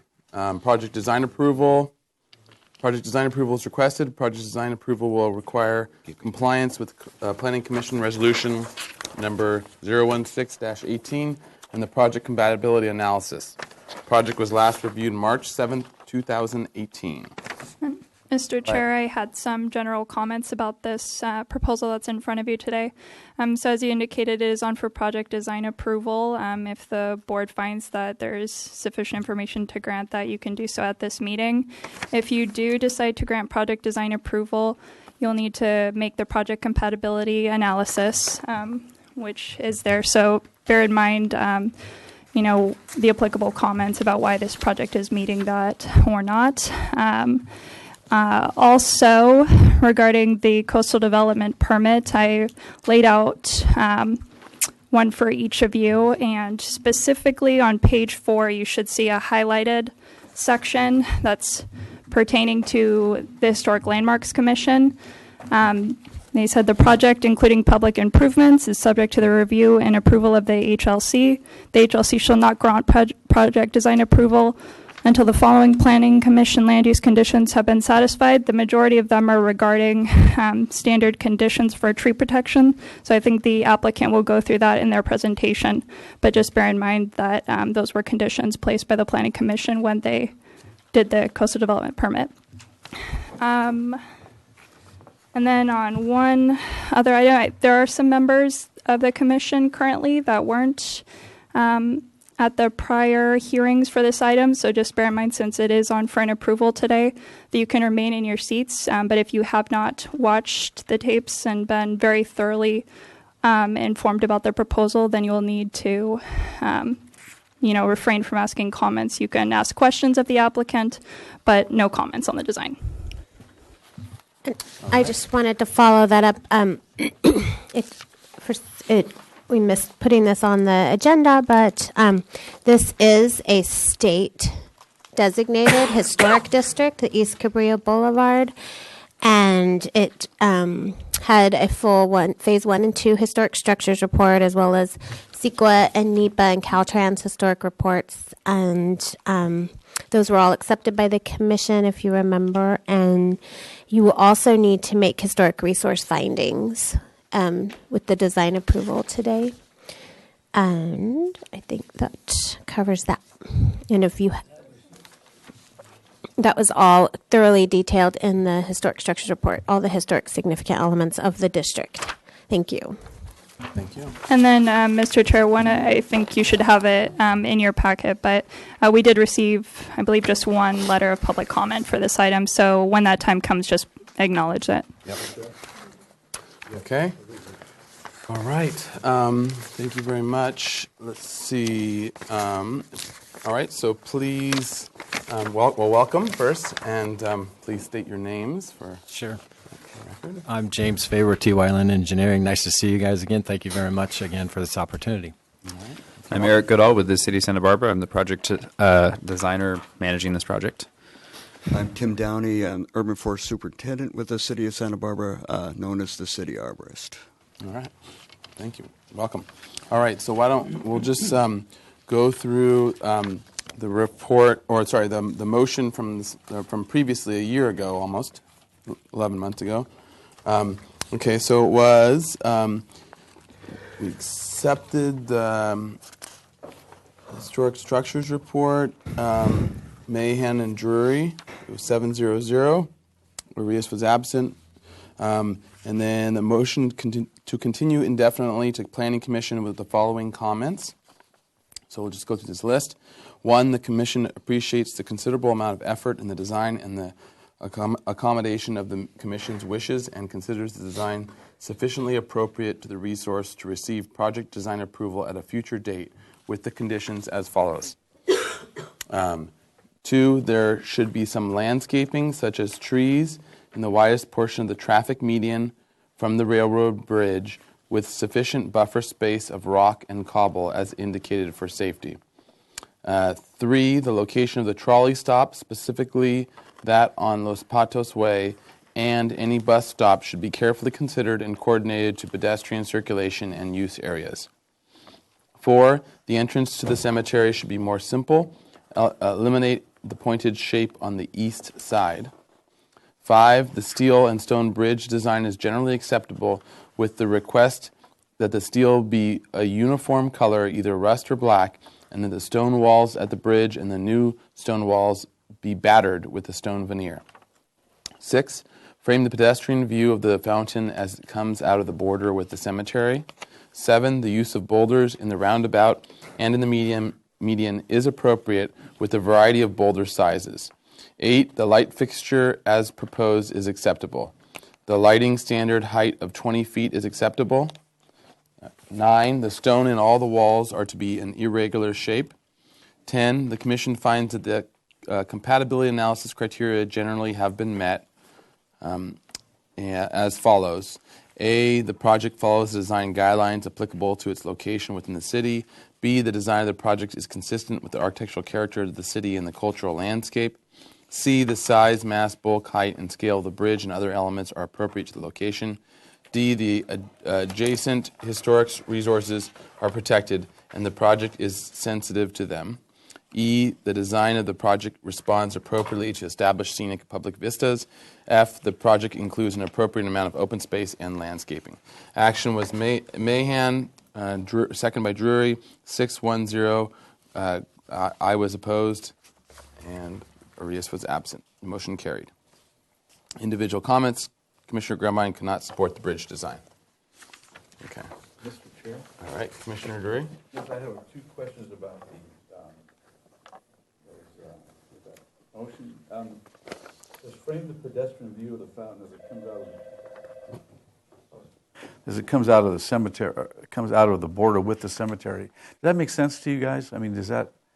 It doesn't to me. The fountain's across the street, correct? Correct. There was some confusion in interpreting that comment. And as we go through our proposal, or I can share right now, our best interpretation of what the comment meant and how the project meets that comment. Maybe when you present, yeah. And then the other one, number 9, the stones in all the walls are to be of an irregular shape. Are those the new walls, right? The ones going toward and past the railroad bridge? Correct, yes. Or to match the existing along Cabrillo Boulevard? I think it was. I mean, are those of a regular shape along Cabrillo, the historic walls? The historic ones are the ashlar cut. They are ashlar cut. And so then we changed the vocabulary for those big wing walls going up.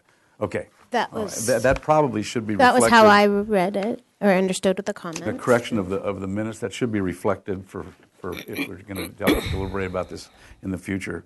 So maybe all the new walls are to be of an irregular shape. New walls and 5 points, no squares, no rectangles. So, Mr. Chair, that won't be possible to change that at this point in time because those minutes were previously ratified by this board. But you can include, in your commentary today about it. Okay. Yeah. All right. Thank you. All right. Thank you. Sounds good. And all right. So, with that, why don't you go ahead and present? All right, thank you. If I can add one comment to that last note, our understanding was that the new walls would be an irregular shape, so we have not addressed the existing walls with that. Perfect. So I'll just go through the comments and address them as we did. The location of the trolley stop, specifically on this Patos Way, we were asked to look at that and see if there's a better location for the trolley. It's something that we looked at with our traffic engineer, and we get a pointer. Here you go. Right. So we looked at the trolley stop here with our traffic engineer to evaluate if there was a better location. And his analysis of the site was that this is the best and safest location for the trolley. So being his purview, we stopped at that point, and it was. That was how we addressed that issue. If I may add, if you don't mind, one of the concerns was whether or not folks who were dropped off the trolley would make their way across the street. And I think that what the traffic engineer and what the team had decided is that it's located right on the sidewalk, and if we can have some sort of channelization put in there to direct the pedestrians to use this crosswalk, it would be much safer to cross, and if they have to, they'll come right around this direction there. Yeah. And there's not a lot we can do about that. No. We tried to look at a different location, and that really seemed to be the safest in our opinion and the traffic engineer's opinion. This tan paved area, is that a trolley pocket? Is that where it pulls off? Or? It pulls off right in here. Oh, okay, so it's Right. widening in the road. Yes, so Okay. you see, here's the pocket. Right? Oh, I If see. we go to yeah. sheet L3, you can see that a little bit better. Okay, why don't we do that? Where is it? L3 right there. So you can see it a little better here. This is the hatched area where the bus will pull out and pick up, drop off, and then re-enter the roadway. Oh, I see. Which leads us into note 4, which was the entrance to the cemetery should be more simple, eliminate the pointed shape on the east side. So you can see that this used to jut out. It was Like it does on here. Yeah, it was a little more awkward of a shape. Negotiated and discussed that with our traffic engineer, and he agreed that we could eliminate that and move to this design that you see in front of you now. Other notes, the steel and stone bridge design generally acceptable. Steel should be a uniform color, either rust or black. There were 2 photos that I submitted with this package, both indicating the bridge and showing that we're proposing a rust color for the girder there. Notes 2 and 7 are semi-related there in the indication that landscaping such as trees in the widest portion of the median from the railroad bridge should be looked at, as well as placing boulders of an appropriate size. We took a look at that location, discussed it internally, worked with Parks. Let's see, it's on this sheet here. And took a look to see if any landscaping could be installed here. We are proposing the boulders, which you will also see in the rendering here. But in our discussions with Parks, it was determined that the roadway width doesn't allow for proper safe maintenance of landscaping in this area without closure of Cabrillo Boulevard. And with the high traffic through the area, 7,300 trips per day, it presents difficulty in being able to maintain that. I can let Tim speak a little more to that. The Parks and Recreation Department is concerned about that. We looked at how would we deal with that issue if we did have landscaping in there. We would have to close the road so we could have our vehicles and staff safe in there. It would likely result in backups on the freeway from the off-ramp and require a 3.4-mile detour to get traffic around that, including up to 8 message boards informing people so that they don't turn in that direction if they don't want to have to get turned back around and go all the way back around. So the benefits of having the landscape in there, in our opinion, is way outweighed by the cost to try and maintain it. Thank you, Tim. And the final note we have is on the stones in the wall being in a regular shape, and I'll let James comment on that, as he was the one who presented the previous option there. Yeah, sure. So we have 2 alternatives. The one I think earlier was selected. If you look here, the normal square block type of wall, and then here are the irregular pattern wall. And so I believe what the commission had indicated in their notes or their comments was this was the preference. We wanted to just bring this back a little bit because when discussing with our landscape architect, this seems to have more of a tie towards the abutment and the pier walls on the Los Patos Bridge, the railroad bridge just further to the west. So it was his thought that it would be more in tune with that type of theme. So we're recognizing the fact that the commission selected the irregular shape. We just wanted to come back and just mention that again for maybe your consideration. But in coming in addressing the comment, this is what the pattern would look like on the wall if the irregular face would be shown. And the one more item that I just remembered to discuss is the note on where is it? Frame the pedestrian view of the fountain as it comes out of the border with the cemetery. So our understanding is that as it sits with the pedestrian path of travel and the direction vehicles travel, they can easily pass by this fountain area without noticing that it exists. With the way that we are proposing the crossings for crossing Channel Drive and crossing Cabrillo Boulevard towards the fountain, they're facing directly in. So any pedestrian crossing there will be facing directly to the fountain. And I have some pictures here. This would be crossing Channel Drive. This is your view. And crossing Cabrillo Boulevard, this would be your view into the fountain area. And that was our understanding of that comment. So just to clarify that, so everything, all this is just existing to remain, basically. Correct. Yes. All this, and yes. Right. The paving in there remains the same as it is, or does that get upgraded? We are proposing to replace the asphalt there with concrete to match the new proposed concrete, and also the existing asphalt's pretty beaten up in that area. So giving it a little facelift while preserving the fountain as is.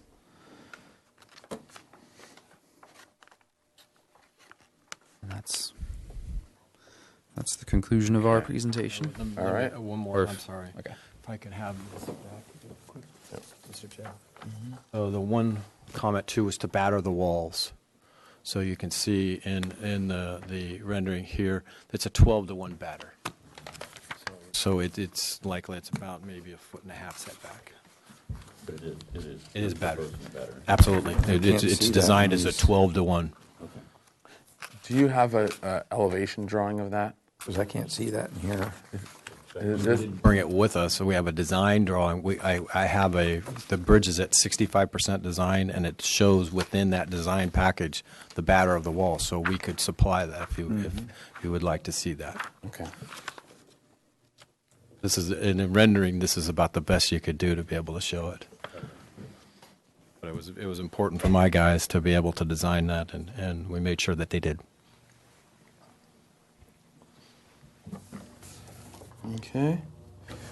All right. Thank you. All right. So with that, I'll open public comment. So I have a speaker slip from Kellum DeForest. All right. Thank you. Well, this, as you all know, is a very important portion of the entrance to Santa Barbara. I've had calls and people have concerned about the roundabout as being too much of a roundabout, and wondering why it is absolutely necessary, because the original design intent was you come through underneath the railroad tracks down, and then you flow down onto Cabrillo Boulevard, seeing the bird refuge on your right and the cemetery on your left. So I'm asking about the why. Is it solely the traffic engineers that feel that there's sufficient traffic to require a roundabout, and whether stop signs or traffic lights might not work better?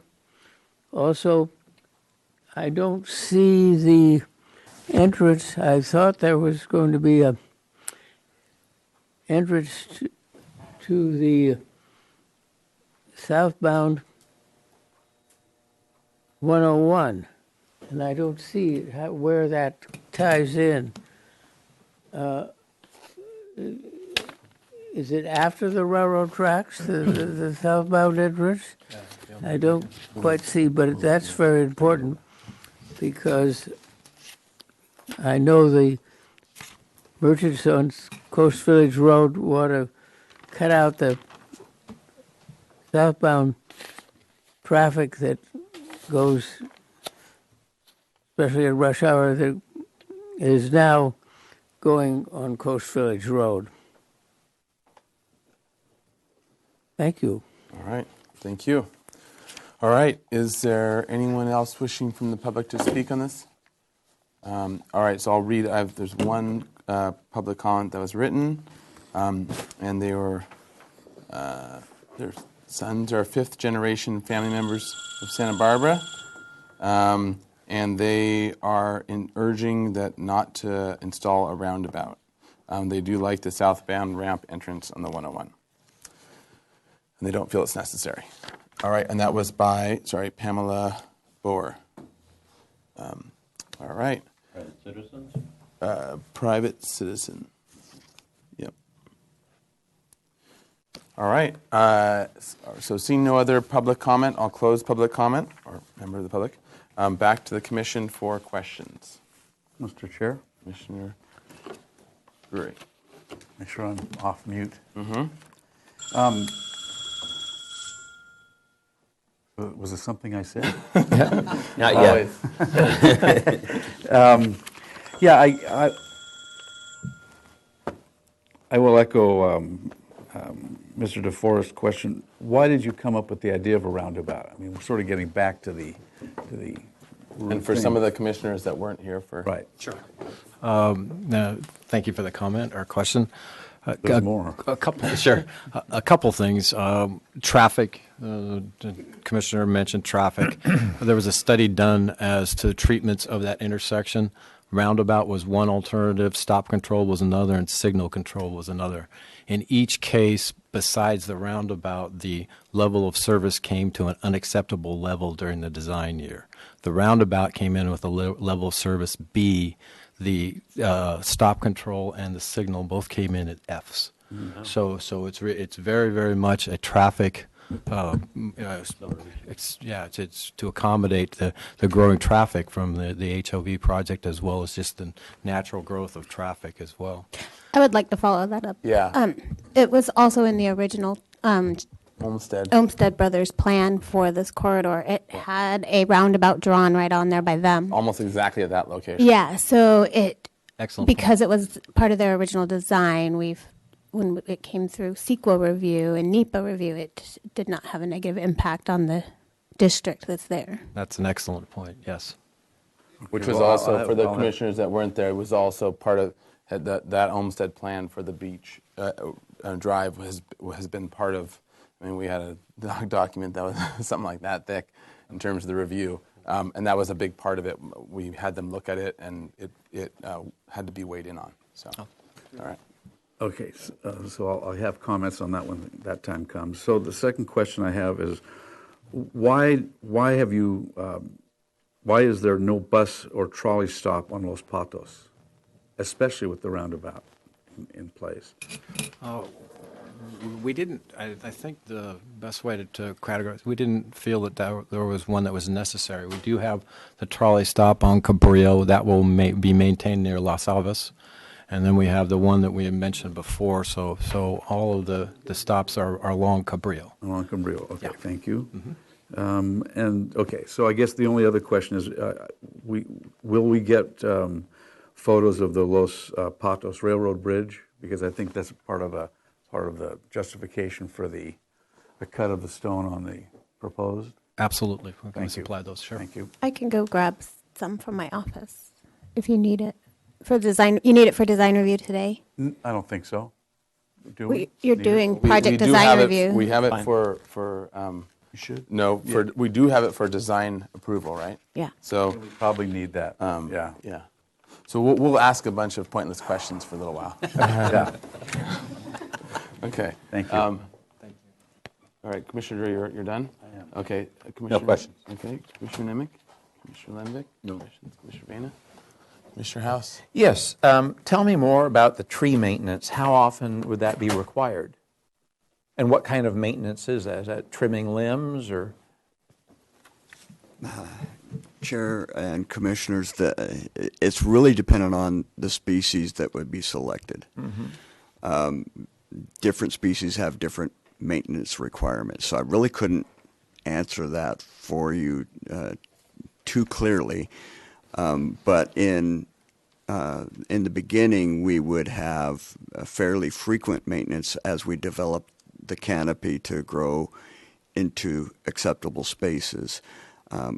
Most likely about once a year the first 5 years, and then probably every couple of years after that until the trees are developed in a form that can grow more naturally and accept the traffic patterns. So that's the best way that I can answer Okay. that. And how long does that maintenance take? Half a day or a full day or a couple hours? Or Again, it's dependent on the species and how much we have to direct that growth.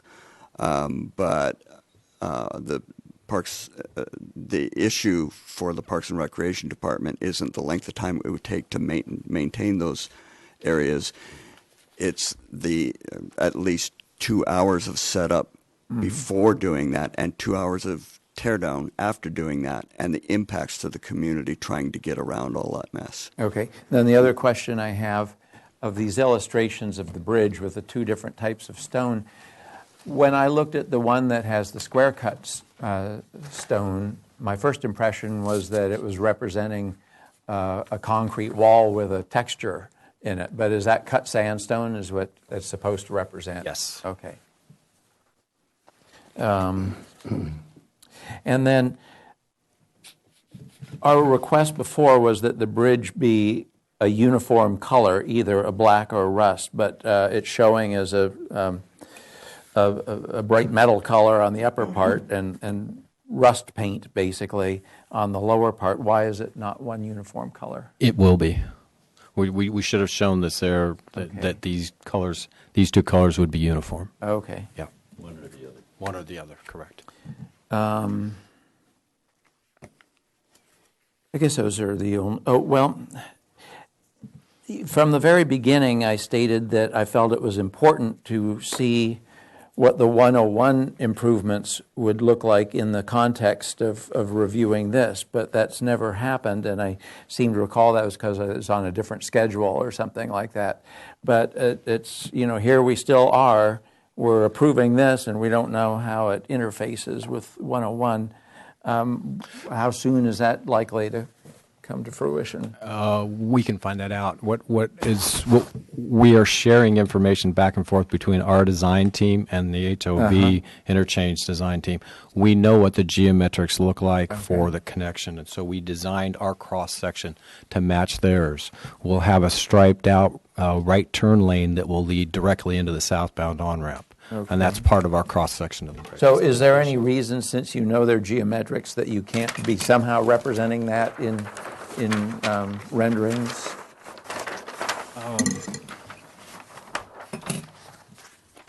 I guess we could. Yeah, okay.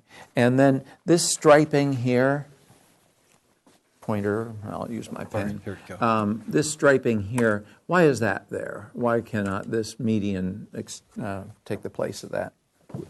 It's to accommodate truck turning templates from the southbound off-ramp from the freeway. I see. So they're going to swing out. Okay, okay, I understand. Those are all my questions. Okay. Those are very good questions. Commissioner. My question is, if we don't get landscaping in there but only boulders, how big a boulder could you bring in? I know there's a lot of big boulders out in Montecito that came down from the mountains.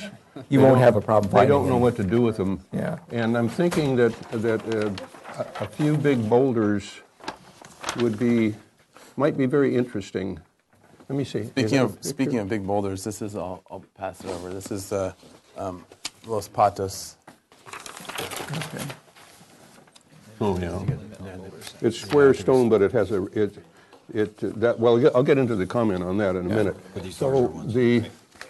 So as you look at the design here, you have the smaller boulders, and in the center here at the widest part, you have the larger boulders. And I believe that the size is like 3 to 4 feet in diameter, but there is a specified size of rock that would stand out. Can I see the pointer? Oh yeah, sure. There's another one here somewhere. So, from the side of that boulder to the side over here, how much space? How many feet is that? No, from the boulders. I mean, I know this is smaller boulders, but Right. for these big boulders. And I believe that this is 18 feet, and it No, necks down into here. So from then here, from there, over to there. Is that Sure. 4 feet or 5 feet, something like that? probably about 5 feet. Yeah, 5 feet on either side. So So- 5 feet, and then 6 to 7 feet for the boulders, and then another 5 feet. So could you bring in a 5-foot diameter boulder? I mean, is that feasible to move something like that? I believe so. Yes. They're Caltrans, they can move anything. Contractors With are a quite. big enough crane, I guess yeah, you can move contractors anything, are right? quite capable. Okay, that answers my question. Thank you. Okay. Commissioner Edmonds? I do have a question, but I'm not sure I get to ask. You can ask questions, but you can't make comments. That's correct, just questions. The serious cyclists, Echelon and the other Santa Barbara Goleta Valley Cycling Club, they're not going to ride on the bike path, the multi-use path. So they're going to ride in the street, and so I don't know the width. Did you make accommodation for that? Because this is a very popular route going up through around the cemetery. Yeah, absolutely. The design would accommodate that.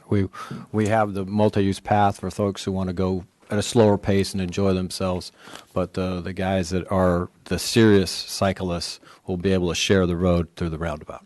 Okay. I have a couple more questions. Okay, Commissioner House? It would appear that this wall and this pier here are battered, and that needs to be confirmed, but are you proposing to have pretty much the same angle as this? I believe so. I don't know really what this is, but Okay. with what the battering of this is. But we chose 12-1 because it shows a nice batter to it, and it doesn't compromise the design of the wall. Yeah. And then, is this wall battered? It would be. Yes, it is. Okay. Yes. Okay. The battering is on this wall on both sides of the bent and the abutments Okay. on either side. Okay. And it's all consistent at the same batter. Mm-hmm. Okay. All right. And I think that. Oh yeah. Here, let's just show this for. It has been a while. Yeah, nice. You can zoom in, City TV. There we go. So. Gotta go closer. Even closer, City TV. Way in. There we go. There we go. There it is, right there. That was even our planting discussion too. It was. Yeah, it was. So there's the roundabout. There's the bridge. It's very, very close. So, thank you.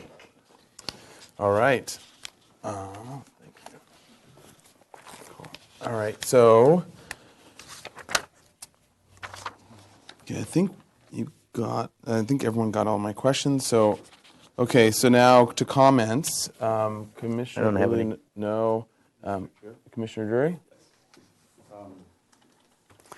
So I guess I said why a roundabout? Well, it really goes with the Caltrans on-ramp, off-ramp, because that will enable all the traffic that would be waiting to go up to Coast Village Road to get home. Because it's every afternoon.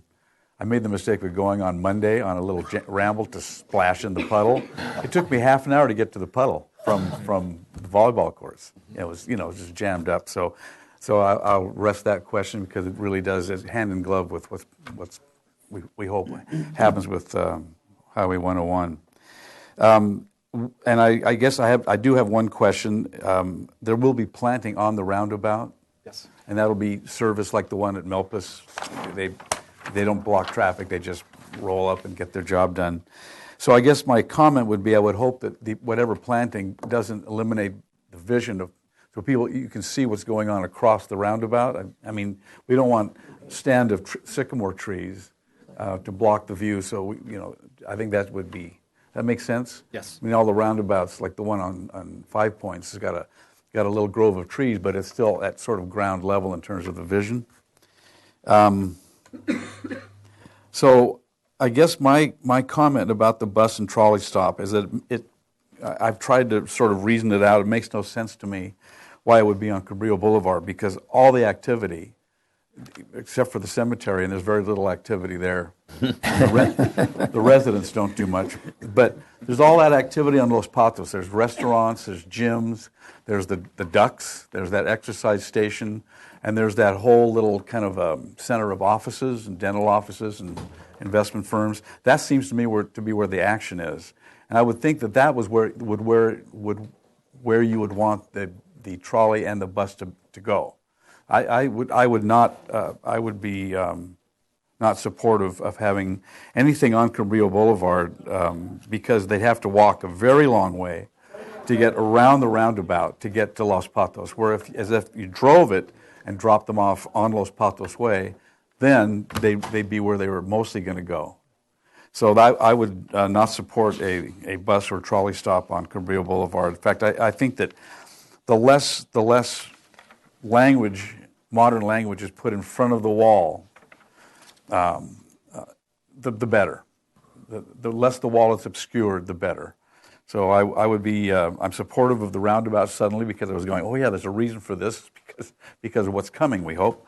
But I think that the trolley and the bus need to go down on Los Patos Way where people can get off and go about their business without it. And actually, let's segue that into a question because it is you are, and I'm imagining certain things, and I would just want to know: was there a reason why it wasn't looked at on Los Patos as we had discussed that before? Yeah, it had been part of the conversation. Was there reasons why it didn't work, or what was the reasoning? Yeah, was there a reason for that choice not going? Nothing keeps the trolley from going down Los Patos now. I mean, this design doesn't preclude them. No. I mean, they can go down there. They can go down there and turn around and let people on and off. But if you don't provide that get out, pull out now, in the hopes that they do use Los Patos only, we're going to end up having traffic stopped on Cabrillo Boulevard at some time in the future when they decide not to go on to Los Patos. You've got to provide that get out. Okay, so I just to turn that comment was if there was an answer quick, then sure, great. I just want to make sure that there was a response to Commissioner Drury's comment. In our prior review, we more or less dictated that they put. No, our comment here says that there's location of trolley stop, specifically that on Los Patos Way, and any bus stop should be carefully considered and coordinated to pedestrian circulation and use areas.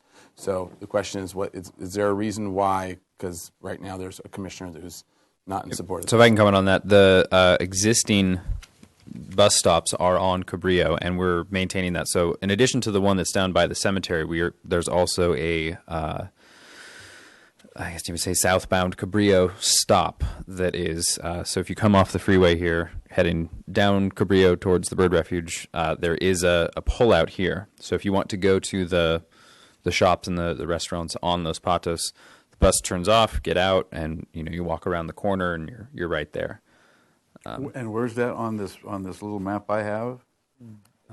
When you you're going from the southbound bus. Yes. Northbound bus would not be stopping at the Yeah, no, it doesn't. This is From the exactly southbound, yeah. another reason why I think all of that service should be on Los Patos Way. Get it out of the flow of traffic entirely. Okay, I just wanted to make sure there wasn't that they were able to explain their thinking for That's my strongly held position. Thank you. All right, for the ducks. All right. So, any other comments, Commissioner Drury? Not from me. Commissioner Nemec? No. Commissioner Landvik? Commissioner Van? Yes, I have a couple. First of all, on the stone, on the walls and so forth, if you do go to the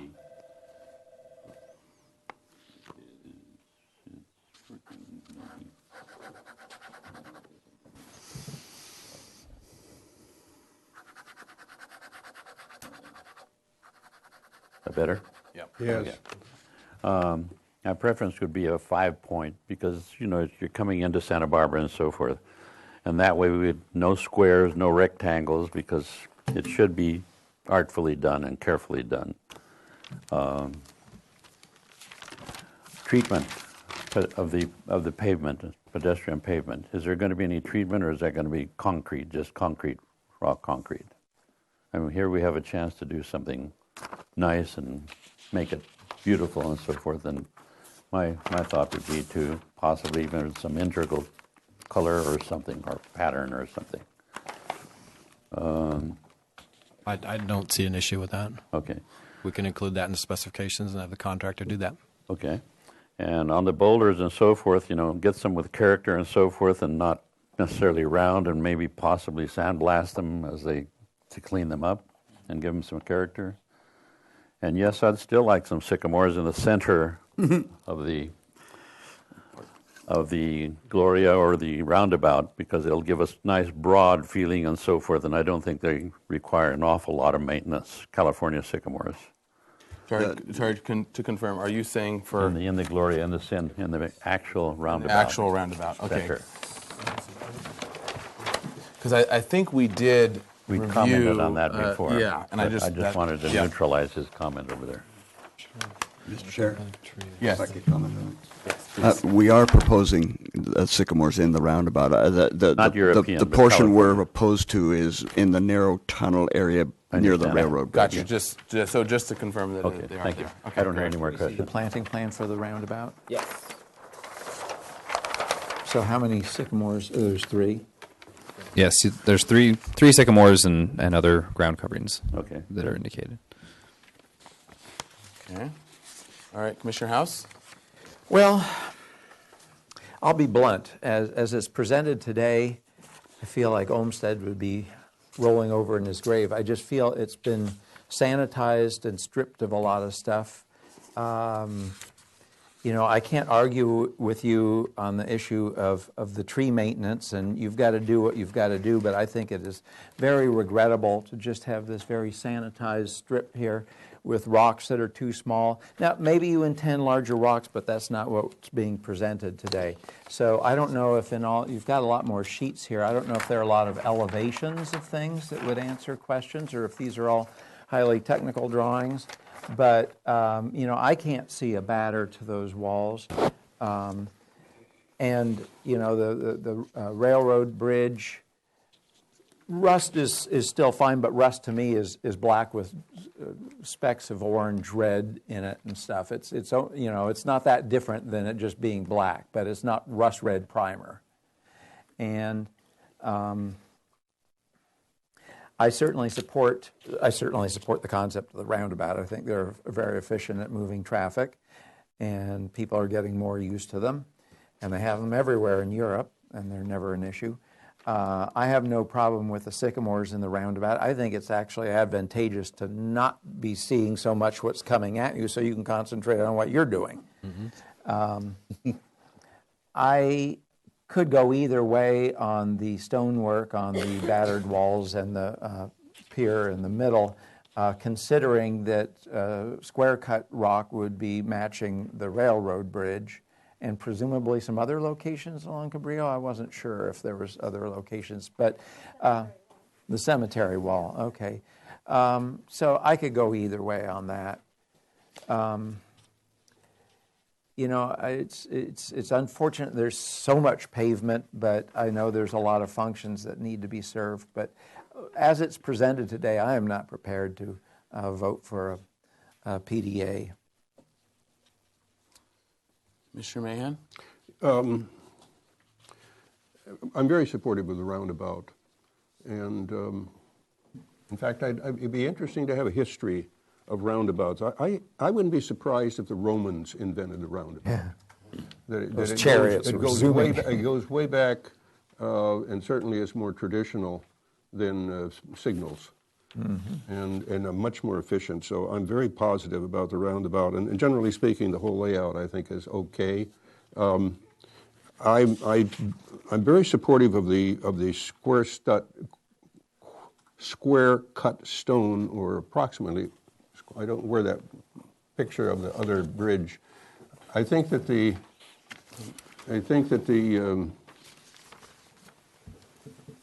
Los Patos Yeah, ones. the Los Patos. The Los Patos. Los Patos.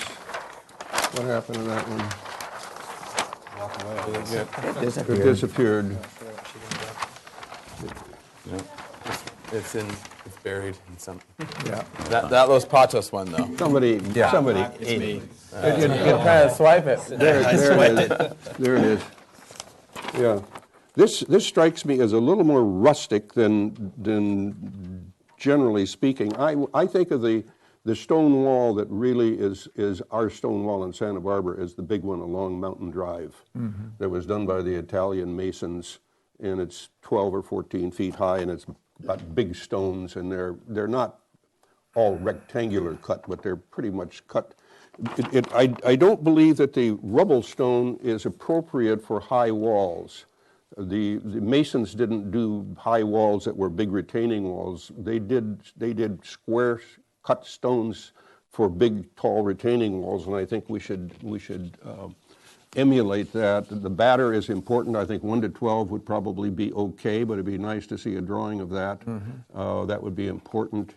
The stone assuming that we don't get any landscaping in this island, I feel there's a strong, there's a lot of power against putting landscaping in there from staff, and maybe that's a battle that we're not ever going to be able to win. But the stones that go in there should be in scale with the bridge, not little tiny stones, big stones, and beautiful stones.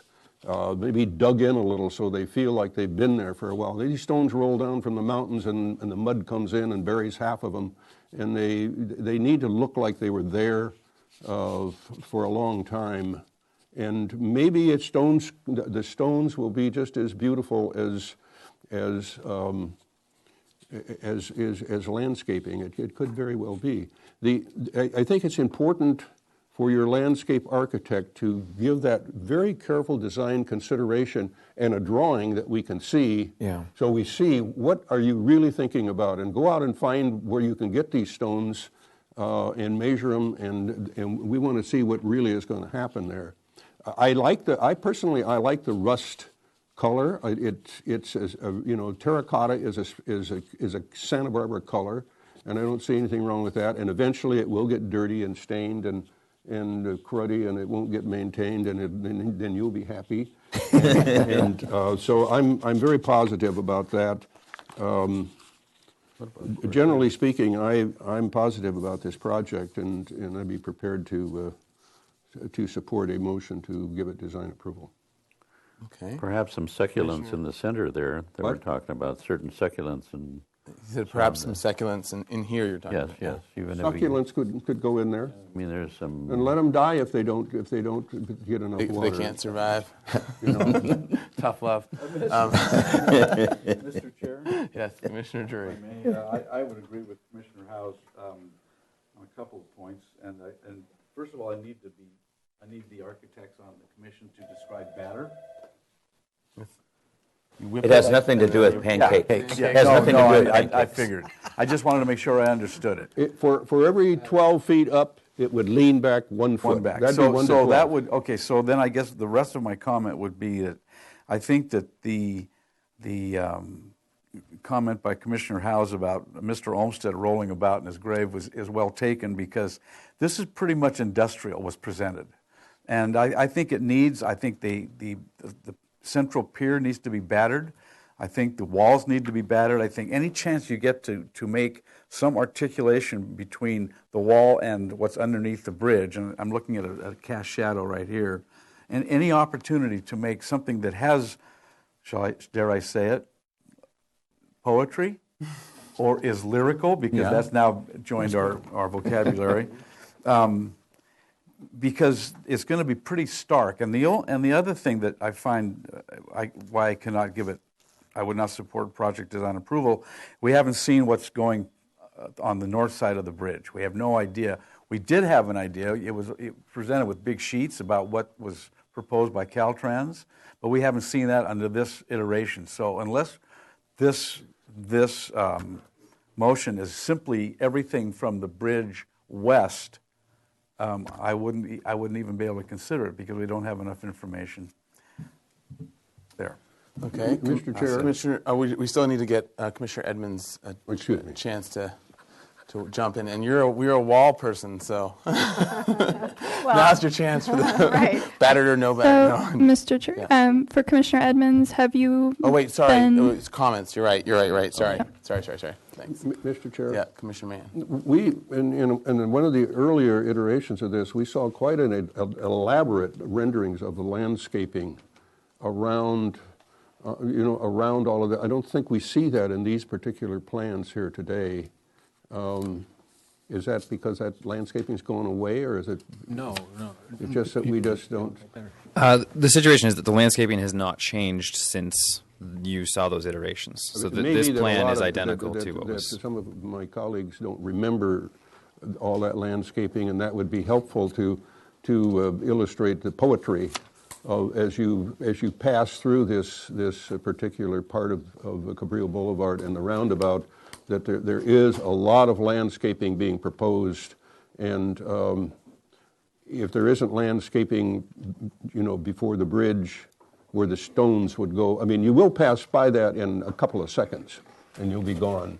So, I mean, I would like to see trees in here along with all of you, but I'm sensing that that's maybe a bridge too far for us. But certainly the boulders, the boulders. In a really, really carefully planned out aesthetic and poetic design might be acceptable. And some succulents could go in there, and they would most likely would survive. Here. And if I can comment on Councilmember Drury's statement about the what you're looking at here with this project, we are looking at everything that is south of the Caltrans on-ramp. Our project doesn't incorporate anything that would be north of that, and that's why it was not included in this. Okay. Yeah. Thank you. Okay, so I guess agreeing with most of what was said, but kind of restating it here. So the bridge will need to be one color, which you said you'll do. In my mind, looking at this picture, I mean, it's right next door, and a lot of that it makes sense to me that language is that language in terms of, and which is some battered, like you're saying, consistent color, could go black or it could go rust is what we had said. And the stone, it could be this. I could see it in a number of different ways, but one of those would be make sense to me. The sort of one of the sticking points in my mind is, I think what this shot is, I think with a lot of the other shots, like Commissioner Mayhem was saying, they've been resolved and worked out, so you're not showing us to them. You're showing us still the issues that are outstanding, and not outstanding in that way necessarily, but outstanding, still outstanding. Unresolved. Unresolved. And in this rendering, part of what I think is very cold about it is all the concrete, and it is sort of suburban sprawl language. And now there's not even trees here. I think it's still, or any plants here. It's still kind of concerning. I think the idea, and I know there was consideration for plants along there, but I would still say that I think it's an important enough spot that that it needs some plantings, however that is. So I would be in support of some plantings there. I wouldn't be in support if it wasn't. So I'm trying to look at what all the other comments were, but so I think in terms of giving. Oh, and I'd say one more comment, which is unfortunately your project suffers the length of almost a year, and in this year we've realized how serious it is to give a project design approval, and because basically what we're saying is it's all in terms of design. And there's literally over the last 6 months ago, we had a different idea, and we're kind of re-educated as to what really design approval is versus final. And once we are accepting design approval, all final is just showing us the detail, how you figured it, how you worked out that design in detail form or whatever. So there's really no more chance to be massaging the design at all. So even though, and I've been kind of hearing this at least a bit from some of the commissioners, that there's resistance to give it design approval, even though that is possible, I just wanted to put that out there as part of it is not just because we are fickle, and a year ago we said one thing and now we're saying different. It's actually been this last year has been sort of a transformation of the seriousness of that and of actually having it on the drawings for us to say, yes, that go and detail that or whatever it is. So I just wanted to kind of let you know that as well, because there's been a sort of a story, a backstory of that. Mr. Chair? Yeah, I have Commissioner a comment question. We are looking at I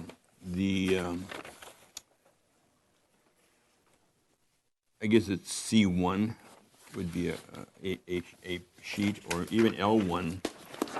And, On L1. And my question is, what if the sidewalk was brought up against the stone wall, and therefore you would get more planting width back of the curb up to the sidewalk that might be enough to put trees in? Right now, the trees are up against the block wall, and so the question for the commission is, would you rather have the trees screening the block wall, the stone wall, trees screening the stone wall, or trees along the back of the curb as you drive in? And let's just point that out to be confirmed that we're. Do you want this one? Are they on top of the wall? Yeah, they're Yeah, between up, the two walls. They're on top of the wall. Here, this is the situation. I see. Yeah. But there is planting at the edge of between the sidewalk and the curb.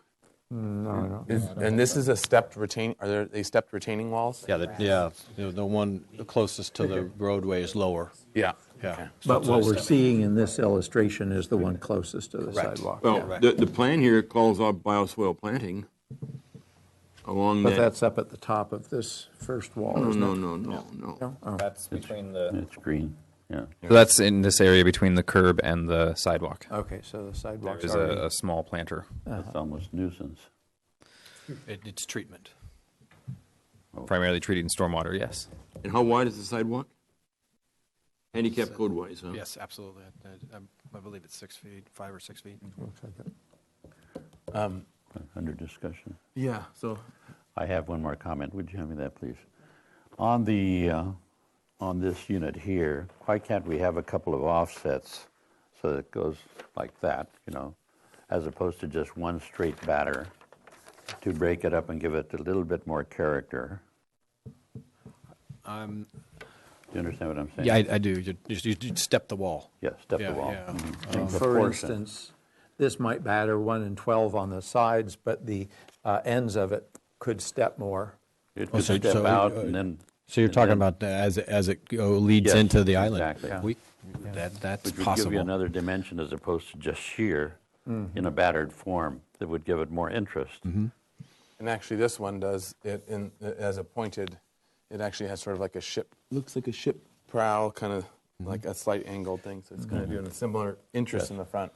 What that would be is it wouldn't be a structural member of the wall now. No, it where would- where this piece is all it would be- structural it members. would continue it. Yeah, it would just be kind of an in that aesthetic. form. Yeah, well, Okay. we could do that. Mr. Chair, Yeah, Commissioner Drew. all these things are about making it look interesting and look different.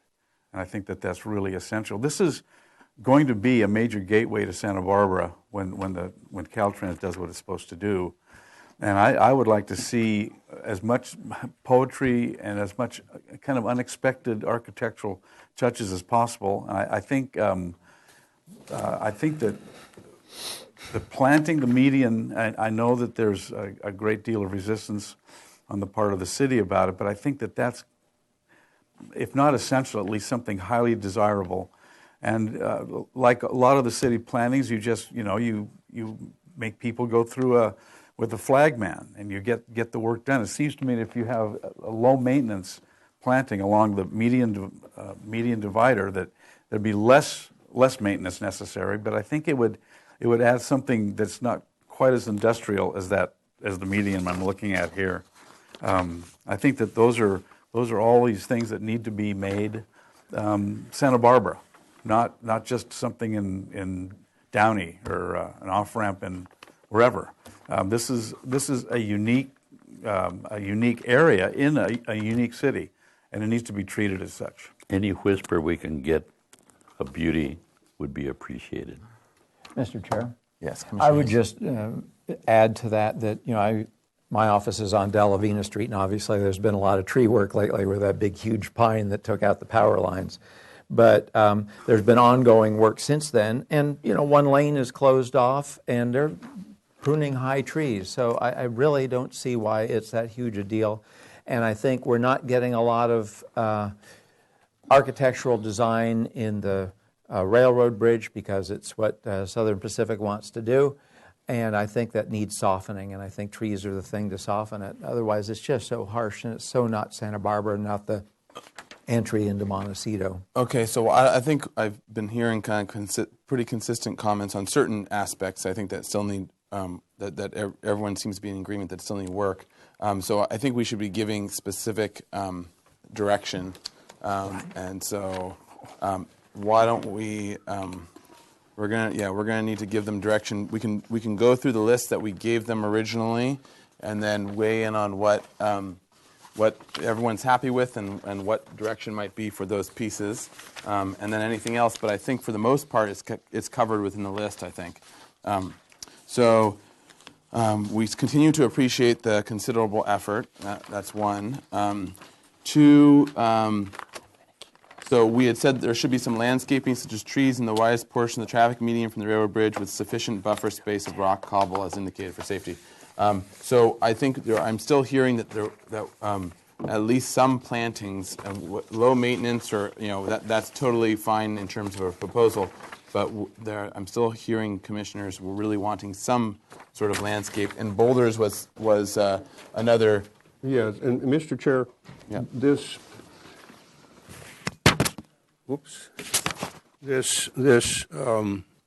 this design is not.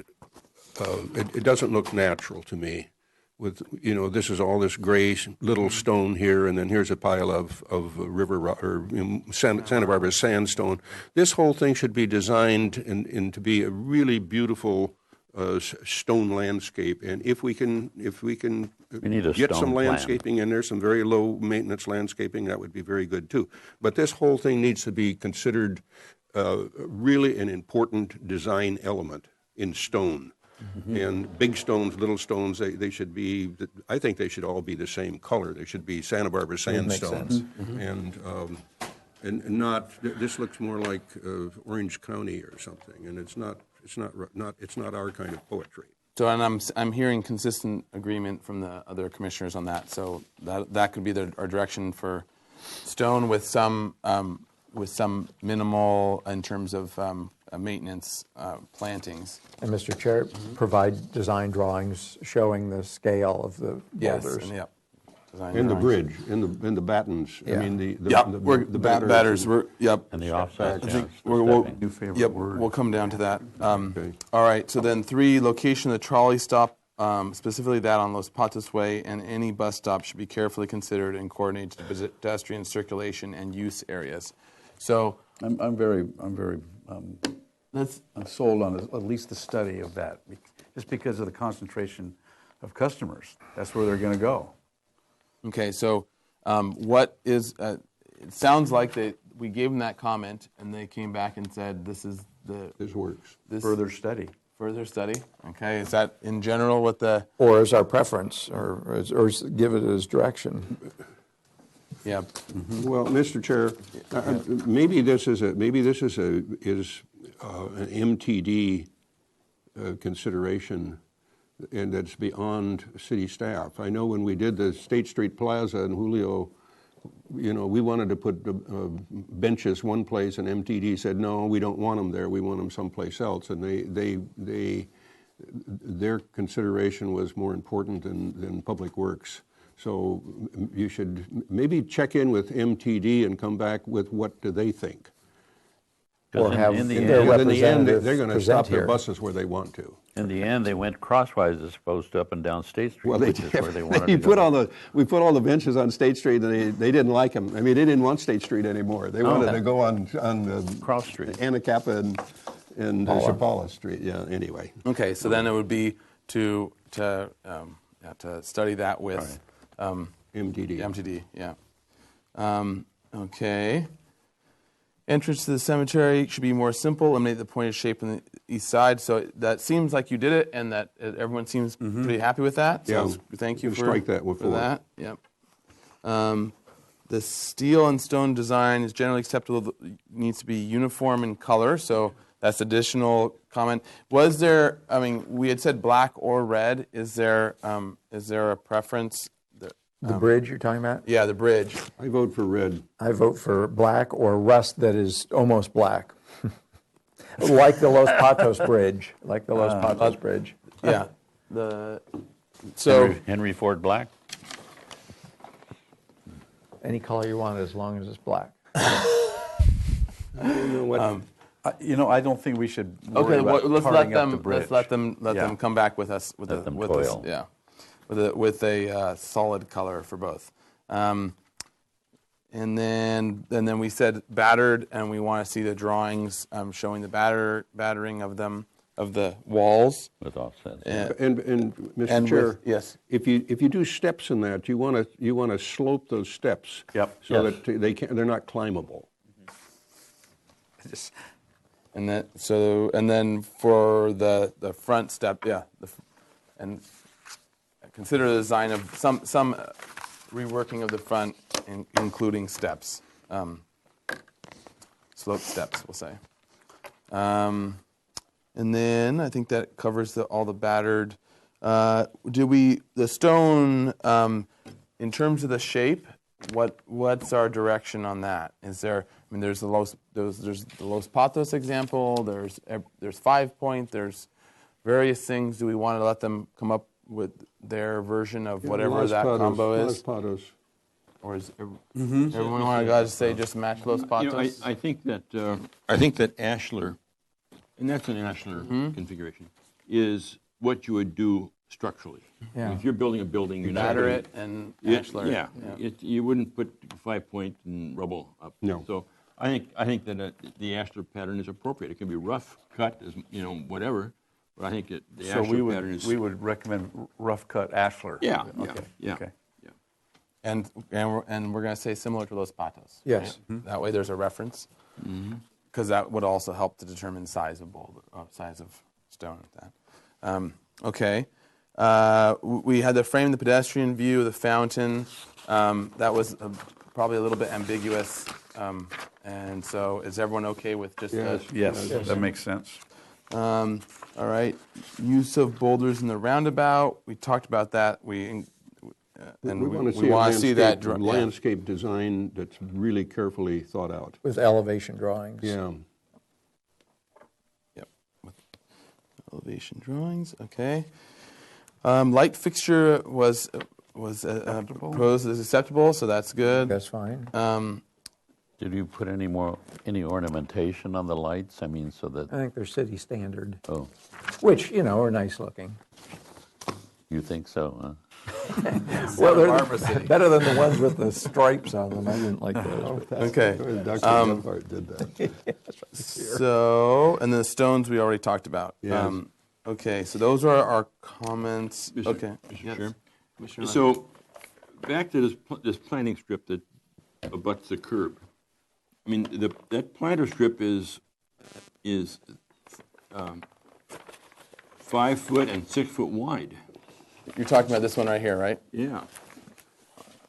Yes. And Do the landscape architects say you cannot put a tree? Would not put a tree there? They put them in smaller areas. But I mean, there are trees that. Or other large scale planting as opposed to just low planting. Is it? I mean, that's a question I would ask, because I'm not a landscape expert, but you've got 5 and 6 foot along there. You got a 12-foot Right now it's multi-purpose this, path. right? You got And you're using it for 6 foot filtration. and 6 foot and 5 foot planter strip. They call it a filter bioretention strip, but They have to be some kind of a slender type of tree so that the trucks don't take them out. So There's a lot of pavement there. Right. Mr. Chair, Yes. For those of you, the city would have the same issue with trees in that location as the median. We would have to shut down the road. There was a comment earlier about flagging and letting traffic flow through with flaggers. Tree canopy would overhang both lanes of traffic, and we would have to close the entire stretch to deal with the median trees. Along that strip there, the constraints are twofold. One is along for lack of the bioretention area. Twofold. One, Mr. Vigna's comment about it have to be something very upright. With the plantings at the top of the wall, it would cause any tree in that location to reach for light towards the lane of traffic. So we're not opposed to having the trees at the top of the wall. We think that's a perfect idea to try and get some landscaping in that area. But as far as trees are concerned, the bioretention area would create so many issues that even more issues than the median trees would. You can't drive and park on the multi-use path, 12-foot wide? I mean, why can't you use that as your service access point along? No, but they're cutting limbs down, so they can't Talking have about, cars. for the through. so for Well, but we can go to palm trees of different sorts. I mean, there's wonderful varieties of palm trees that'll so behave but themselves what I'm pretty hearing well. is that basically the current filtration swatch is not that aesthetically is not there yet, and so we're wanting to see something in there that is Mr. Chair? that is not that.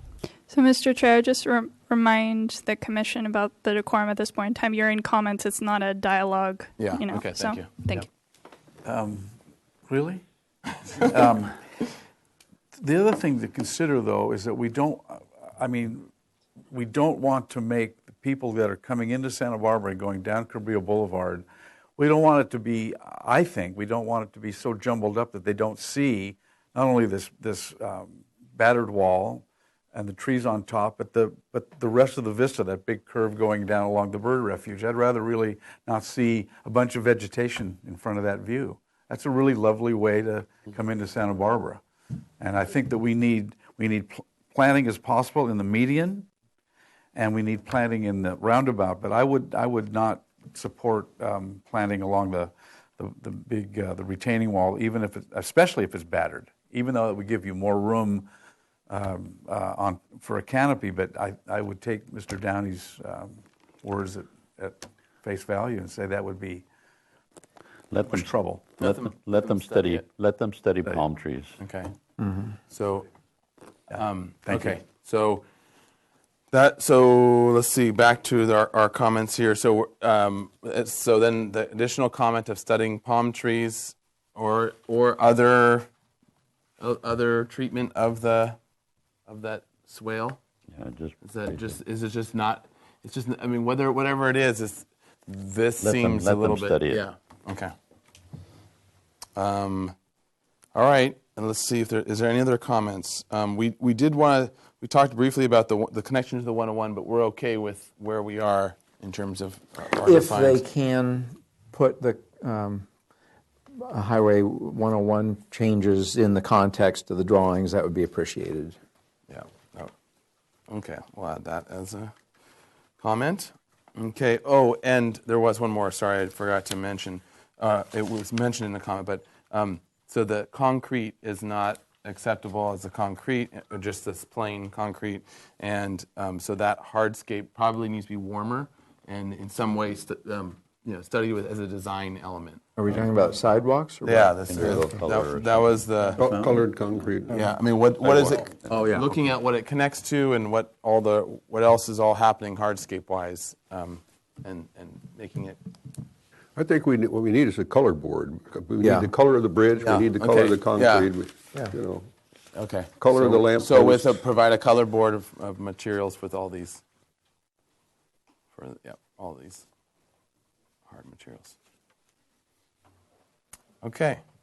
That's All also, right. Anything else? Yeah, I would just say it's fair to say that we probably will have these 3 new members sick next 2 weeks from now when it comes up again. But this is an education into a very, very important project. Yeah. With those comments, Mr. Chair, I'll make a motion for a indefinite continuance for the applicant to return